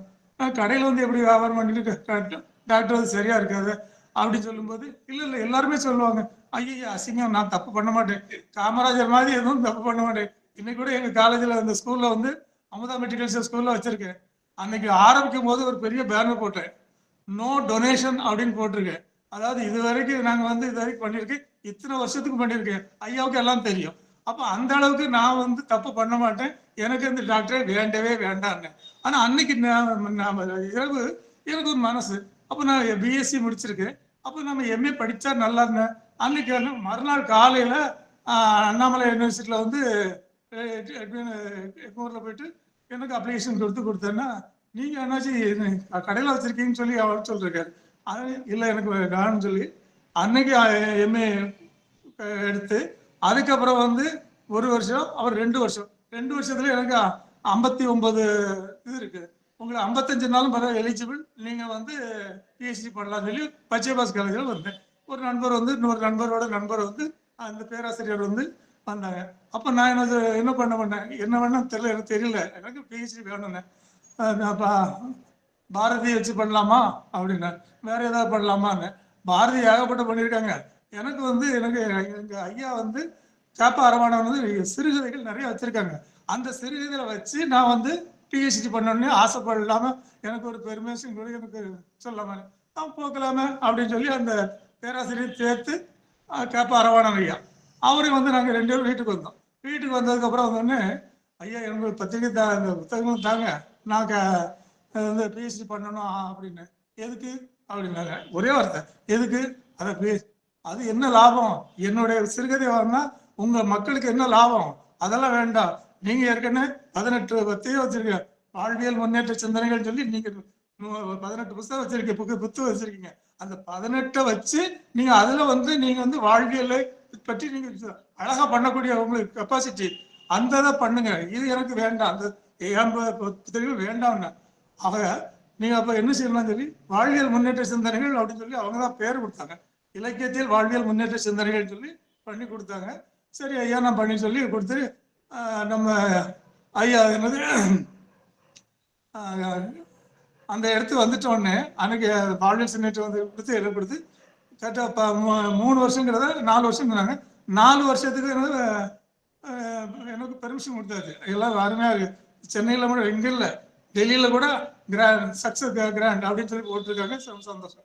அதை வச்சு காலையில் ஐயாட்ட சொன்னேன், ஐயா நான் வந்து பேசி பண்ணினேன், அவர் எங்கள்கிட்ட பெருமையாக இருக்குது அப்படின்னு சொல்லும்போது, நீங்கள் அதான் இது கரெக்ட் அப்படின்னு சொல்லி சொல்லும்போது, நாங்கள் வந்து வைவா தானே அங்கே போனோம். அங்கே நம்ம பச்சைபாஸ் காலேஜில் போகும்போது ஐயா தான் முதல்ல அனுப்புகிறேன். அப்புறம் 2வது இங்கே ஏர்வாடி ஐயா கொடுத்தேன். 2 பேர் வந்ததுக்கப்புறம் எல்லாருமே வந்தாங்க. பச்சைபாஸ் காலேஜில் வந்து நிறைய பேர் வந்தாங்க. அந்த முதல் பக்கத்தில் முதல் சீட்டில் ஐயா வந்து இவங்க நிற்பாங்க, அம்மா அடுத்தது ஏராடி ராதாகிருஷ்ணன், அப்படி வந்து அந்த ஆட்கள் வந்து எல்லாரும் எஸ்பி முத்துராமன் ஐயா ஒரே லைன்ல இருந்தாங்க. எனக்கு எவ்வளவு பெருமையா இருக்கும். அதுல முதல் பகுதியில் அதை நாங்க பேசும்போது நேரடியா பேசுற அளவுக்கு ஐயா இருந்தாங்க.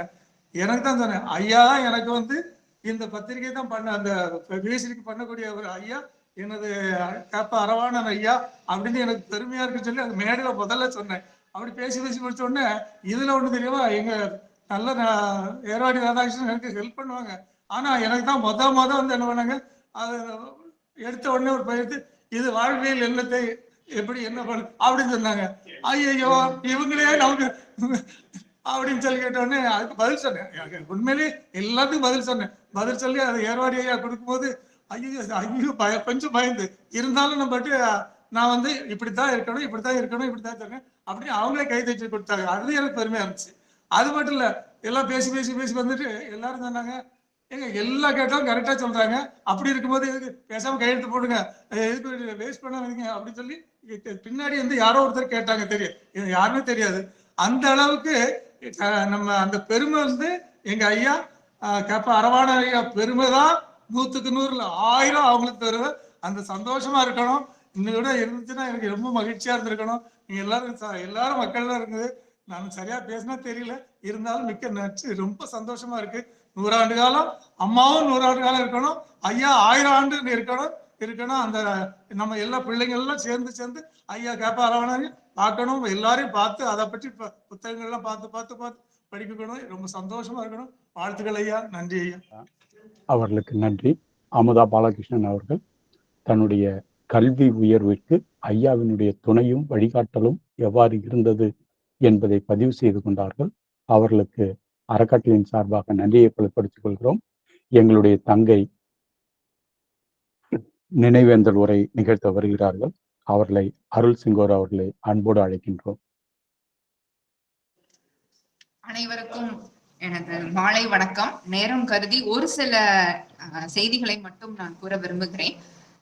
எல்லாருக்கும் அப்பாவை வந்து பேராசிரியராக, ஆசானாக, துணைவேந்தராக, துறை தலைவராக எல்லா விதமா பார்த்திருப்பாங்க.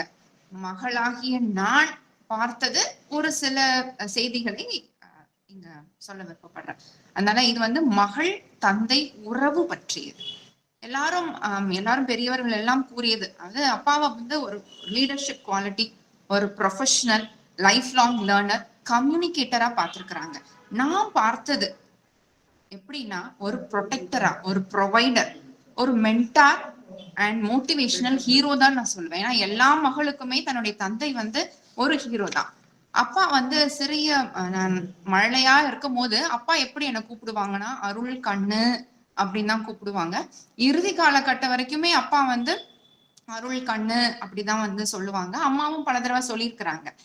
என்னுடைய நிழலா வந்து இருந்தது உண்மையிலேயே அம்மா தான். மழலை பருவம்னாலும் சரி, பள்ளி கல்லூரி இன்று வரைக்கும் ஒரு நிழலா இருக்காங்க. ஆனா எப்பவுமே நம்ம வந்து கேட்போம் இல்லையா, குழந்தைகள் யாரு ரொம்ப பிடிக்கும், அம்மாவா இல்லைன்னா அப்பாவா? எப்பவுமே மகளுக்கு ஹீரோ வந்து அப்பா தான், அதுல மறுப்பே கிடையாது. அடுத்தது வந்து அப்பா வந்து நான் மழலையா இருக்கும்போது ஒரு சின்ன ஒரு வண்டி வச்சிருந்தாங்க, ஹீரோ ஹோண்டா. எனக்கு வந்து அந்த வண்டியில வந்து ஒரு பயணம் செல்வது ரொம்ப பிடித்தமான ஒரு விஷயம். அப்பா எப்போ கிளம்பினாலும் உடனே நானும் கிளம்பிடுவேனா, கிளம்பி என்ன ஒரு சுற்று ஒண்ணு கூப்பிட்டுட்டு போயிட்டு வந்து விட்டதுக்கு அப்புறம் தான் நான் வந்து அப்பாவை போக விடுவேன்னு அம்மா சொல்லியிருக்கிறாங்க. மேற்கொண்டு எனக்கு பிடிவாதம் அதிகம், அதனால எனக்கு வந்து ஒரு சுற்று சுட்டினதுக்கு அப்புறம் தான் நான் வந்து வெளியவே விடுவேன் அப்பாவை. அதையும் பொறுத்து அப்பா வந்து ஒரு சுற்று இல்லைன்னா அப்பா வருகைக்காக காத்துட்டு இருப்பேன். என்ன ஒரு சுற்று சுற்றுறதுக்கு அப்புறம் தான் நான் விடுவேன் அப்பாவை. அடுத்தது வந்து ஒரு ஒரு கல்வியாளரா நான் வந்து அப்பாவுடைய வகுப்புல நான் இருந்ததில்லை. அம்மா வகுப்பெடுத்து நான் பார்த்திருக்கிறேன், ஆனா அப்பாவை வந்து வகுப்பெடுத்து நான் பார்த்ததில்லை. ஆனா வந்து அப்பா வந்து அந்த செமினாரோ இல்ல கருத்தரங்குகள்ல பேசும்போது கவனித்தது உண்டு. எப்படி அப்பா நிக்கிறாங்க, எப்படி பேசுறாங்க, எப்படி அந்த ஐ டு ஐ கான்டாக்ட் இருக்கு, கம்யூனிகேஷன் எப்படி இருக்கு, அந்த பாடி லாங்குவேஜ் எப்படி இருக்குன்றதை நான் ரொம்ப உன்னிப்பா கவனிப்பேன். அதோட ஒரு குட்டி கதை சொல்லுவாங்க, என்ன சொல்ல போறாங்க அப்பா அப்படின்றது ரொம்ப ஆர்வமா கேட்பேன். என்ன ஒரு தனித்துவமை அப்படின்னா, எனக்கு அப்பாவுடைய புத்தகங்கள் இல்ல பெரியவர்களுடைய புத்தகங்கள் உள்ள இருக்கிற அந்த செய்திகளை வந்து உள்வாங்கக்கூடிய தகுதி எனக்கு இருக்கா இல்லையான்னு தெரியல. ஆனா அப்பா வந்து அந்த செய்தியை சொல்லும் போது ஒரு சின்ன குழந்தை கூட அந்த செய்தியை கேட்டா கண்டிப்பா புரிஞ்சுக்குவாங்க. ரொம்ப எளிதா இருக்கும். புரியுற மாதிரி அப்பா வந்து அந்த செய்திகளை வந்து தெரிவிப்பார்கள்.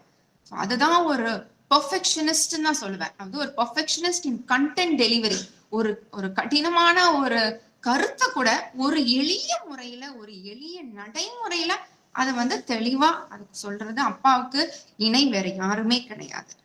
அடுத்தது வந்து இப்போ எங்களுடைய மருத்துவத்துறையில வந்து இப்போ ஒரு காம்பிடன்ஸ் பேஸ்ட் கரிக்குலம்னு இப்போ கொண்டு வந்துட்டு இருக்கிறாங்க. இப்ப நிறைய ஃபேக்கல்டி டெவலப்மெண்ட் ப்ரோக்ராமும் கொண்டு வந்துட்டு இருக்காங்க. ஆனா இதை அனைத்துமே அப்பா அந்த காலகட்டத்திலேயே ஆரம்பிச்சிட்டாங்க. ஏன்னா அப்பா தயார் பண்ணும் போது இந்த சின்ன ஒரு தாள் வைத்திருப்பார்கள், ஒரு குறிப்பு வைத்திருப்பார்கள். மேலும் அந்த OHP ஷீட்ல கலர் கலர் அந்த பேனாவை வைத்து அவங்க வந்து ஒரு மேப்பிங் மாதிரி போடுவாங்க. அதெல்லாம் நான் கவனிச்சது உண்டு. ஆனா இது அனைத்துமே நாங்க இப்ப பண்ணிட்டு இருக்கோம். ஆனா எங்களுக்குன்னு ஒரு ப்ரோக்ராம் வச்சு, எங்களுக்குன்னு ஒரு ட்ரைனிங் கோர்ஸ் வச்சு இதெல்லாம் இங்க கத்து கொடுத்துட்டு இருக்காங்க. ஆனா அப்ப யாருக்கு அப்போ வந்து சொல்லி கொடுத்துருக்காங்கன்னு தெரியல. அப்பாவுக்கு அப்படி ஒரு கிரியேட்டிவ், ஒரு இன்னோவேட்டிவ் ஐடியாவை வந்து அப்பா வந்து கிரியேட் பண்ணிருக்கிறாங்க. நிஜமா சொல்லணும், அந்த மொட்டை தலையில எப்படித்தான் இத்தனை ஒரு கிரியேட்டிவிட்டியும் ஒரு இன்னோவேஷன் இருந்ததுங்கிறது பெரிய ஆச்சரியம். அதனாலதான் சொல்ல அப்பாக்கு இணை அப்பா மட்டும்தான், யாருமே கிடையாது. அடுத்தது வந்து எப்பவுமே அப்பா வந்து ஏதாவது துன்பங்கள் இருக்கும் போது கல்லூரியிலனா ஒரு பெண் வந்து ஒரு துறையில இருக்காங்கன்னா கண்டிப்பா ஒரு சேலஞ்ச் இல்லாம இருக்காது. அப்போ அப்பா வந்து எப்பவுமே சொல்லுவாங்க, டாலரேட், பொறுத்துக்கொள்ளு. அடுத்தது ஒரு சில விஷயங்களை உள்வாங்கிக்கோங்க, சில விஷயங்களை இக்னோர் பண்ணிடுங்க. அடுத்தது ஓவர்டேக், சும்மா இருக்க கூடாது. அந்த வந்து மனதுல வைத்துக்கொண்டு நம்ம வந்து நல்ல விஷயங்களா எப்படி நம்மளை வந்து உயர்த்தி கொள்ளணும்னு ஓவர்டேக் பண்ணுங்க. So tolerate, ignore, overtake. இந்த முறையை வந்து அப்பா வந்து எப்பெல்லாம் நான் பாக்குறனோ பேசுறனோ அப்ப வந்து சொல்லுவாங்க. இன்னும் ஒண்ணு, அந்த ஸ்வாக் அனாலிசிஸ் சொன்னீங்க இல்லையா, இது அப்பா வந்து நான் சின்ன வயதுல இருக்கும் போதோ இல்ல இப்பெல்லாம் துன்பங்கள் இருக்கும்போது அப்பா கிட்ட பேசுவேன். ஒரு சில நேரத்துல சண்டையா வந்து முடியும். ஆனாலும் அப்பா வந்து ஒரு தாள் எடுங்கன்னு சொல்லுவாங்க. நன்மை என்ன, தீமை என்ன. இப்பதான் இந்த ஸ்வாக் அனாலிசிஸ் வருது. அப்பெல்லாம் ஒரு முடிவு எடுக்கணும்னா நன்மை என்ன, தீமை என்ன, ஒரு டேப்லோ காலம் போடுங்க. தீமை இருக்கா, இந்த தீமைக்கு என்ன தீர்வு. இப்ப நம்ம அதை கொண்டு வரோம், கரெக்டிவ் ஆக்ஷன், ப்ரிவென்டிவ் ஆக்ஷன் கொண்டு வந்துட்டு இருக்கிறாங்க இப்ப இருக்கிற இப்போ அந்த ஜெனரேஷன்ஸ்ல. ஆனா அப்பவே வந்து இந்த ஸ்வாக் அனாலிசிஸ் அப்பா வந்து ஆரம்பிச்சு நன்மை தீமை, நன்மை இருக்கட்டும், தீமையை வந்து நம்ம சரி பண்ணணும், ஒரு தீர்வு இருக்கணும். அதுதான் அந்த கரெக்டிவ் ஆக்ஷன், ப்ரிவென்டிவ் ஆக்ஷன். அந்த இன்னோவேட்டிவ் ஐடியாவை எப்படிதான் அப்பா வந்து கொண்டு வந்தார்கள் என்று உண்மையிலே வந்து வியப்பாக இருக்கிறது. இந்த வழி எந்த ஒரு பெண்ணாகட்டும் சரி, மாணாக்கனாகட்டும் சரி, இந்த மாதிரி ஒரு ஸ்வாக் அனாலிசிஸ், தன்னை பற்றிய ஸ்ட்ரென்த், வீக்னஸ், ஆப்பர்ச்சுனிட்டி, சேலஞ்சஸ் என்னென்ன இருக்குதுன்னு அவங்கள வந்து ஒரு ஃபுல் கம்ப்ளீட் அனாலிசிஸ் பண்ணிட்டா கண்டிப்பா வெற்றி நிச்சயம். இந்த வாய்ப்பு அளித்த மிக்க நன்றி. நேரத்தின் ஆமா, செல்வராசு மாமா எல்லாருக்குமே நன்றி. ஏன்னா செல்வராசு மாமா ஆக்சுவலா உங்களை வந்து குறிப்பிட்டு நான் வச்சிருந்தேன் ஒரு இது. ஏன்னா என்னோட தமிழ் எழுத்துப்பிழை, ஒரு வாக்கியம் அமைத்தல் எல்லாத்துக்குமே வந்து சிறு வயதுல வந்து செல்வராசு மாமா தான் எனக்கு பக்கத்துல உட்கார வச்சு எனக்கு வந்து சொல்லி கொடுத்தாங்க. ஏன்னா படிப்புன்னு இருக்கும் போது அம்மா ரொம்ப தூங்குவாங்க, அப்படியே தூங்கி தூங்கி விழுவாங்க. ஆனா செல்வராஜ் மாமா தான் வந்து கொஞ்சம் தமிழுக்காக என் பக்கத்துல உட்கார்ந்து வாரத்துல வந்துருவாங்க மாமா. அதனால அதை நான் எப்பவுமே மறக்க மாட்டேன். அதனால மிக்க நன்றி. நேரம் கருதி, ஏன்னா எல்லாரும் 6 மணில இருந்து இந்த கூகுள் இதுல இருக்கிறாங்கன்னு எனக்கு தெரியும். அதனால மணி வந்து 8. மிக்க நன்றி. அருள் செங்கோர் அவர்களுக்கு நன்றியை புலப்படுத்திக் கொள்கிறோம். தன் உருவாக்கத்தில் ஐயாவினுடைய பங்களிப்பு எப்படி இருந்தது என்பதை சுட்டி சென்றார்கள். அவர்களுக்கு நன்றி. நிறைவாக நன்றியுரை நிகழ்த்துவதற்காக புதுதில்லி ஜவஹர்லால் நேரு பல்கலைக்கழகத்தின் சிறப்பு நிலை தமிழ்துறையின் தலைவர் முனைவர் இரா அரவேந்தன் அவர்கள். அனைவருக்கும் வணக்கம். விரிவாக நன்றி உரை சொல்ல வேண்டும், ஆனால் அதற்கான காலம் இல்லை. வென்றே தீர்வது என்பதுதான் அம்மாவுடைய இயல்பு. அந்த இயல்புக்கு உட்பட்டு அவர்கள் நூல்களை வெளியிட்டு இருக்கின்றார்கள். அதே போன்று அண்ணன் சிலம்பு அழகான தமிழில் உரையாற்றிய ஏர்வாடியார் அவர்கள், அதே போன்று காலகட்டமாக பகுத்து கொண்டு உரைத்த பேராசிரியர் அவருடைய கருத்துக்கள், தன்னுடைய வாழ்க்கையில் எவ்வாறு தடம் பதித்தார் என்பதற்கு அமுதா அவர்கள் தெரிவித்த கருத்து, சகோதரி வாணி அறிவாளனுடைய ஒருங்கிணைப்பு, தங்கையினுடைய பங்கேற்பு, அதே போன்று சென்னிமலையிலிருந்து பங்கேற்ற கவிஞருடைய பங்கேற்பு, பலருடைய பங்கேற்பால் பேராசிரியனுடைய நினைவேந்தல் நிறைவு பெறுகின்றது. தொடர்புடைய அனைவருக்கும் நன்றி, மிக்க நன்றி. நிகழ்வு நிறைவுற்றது.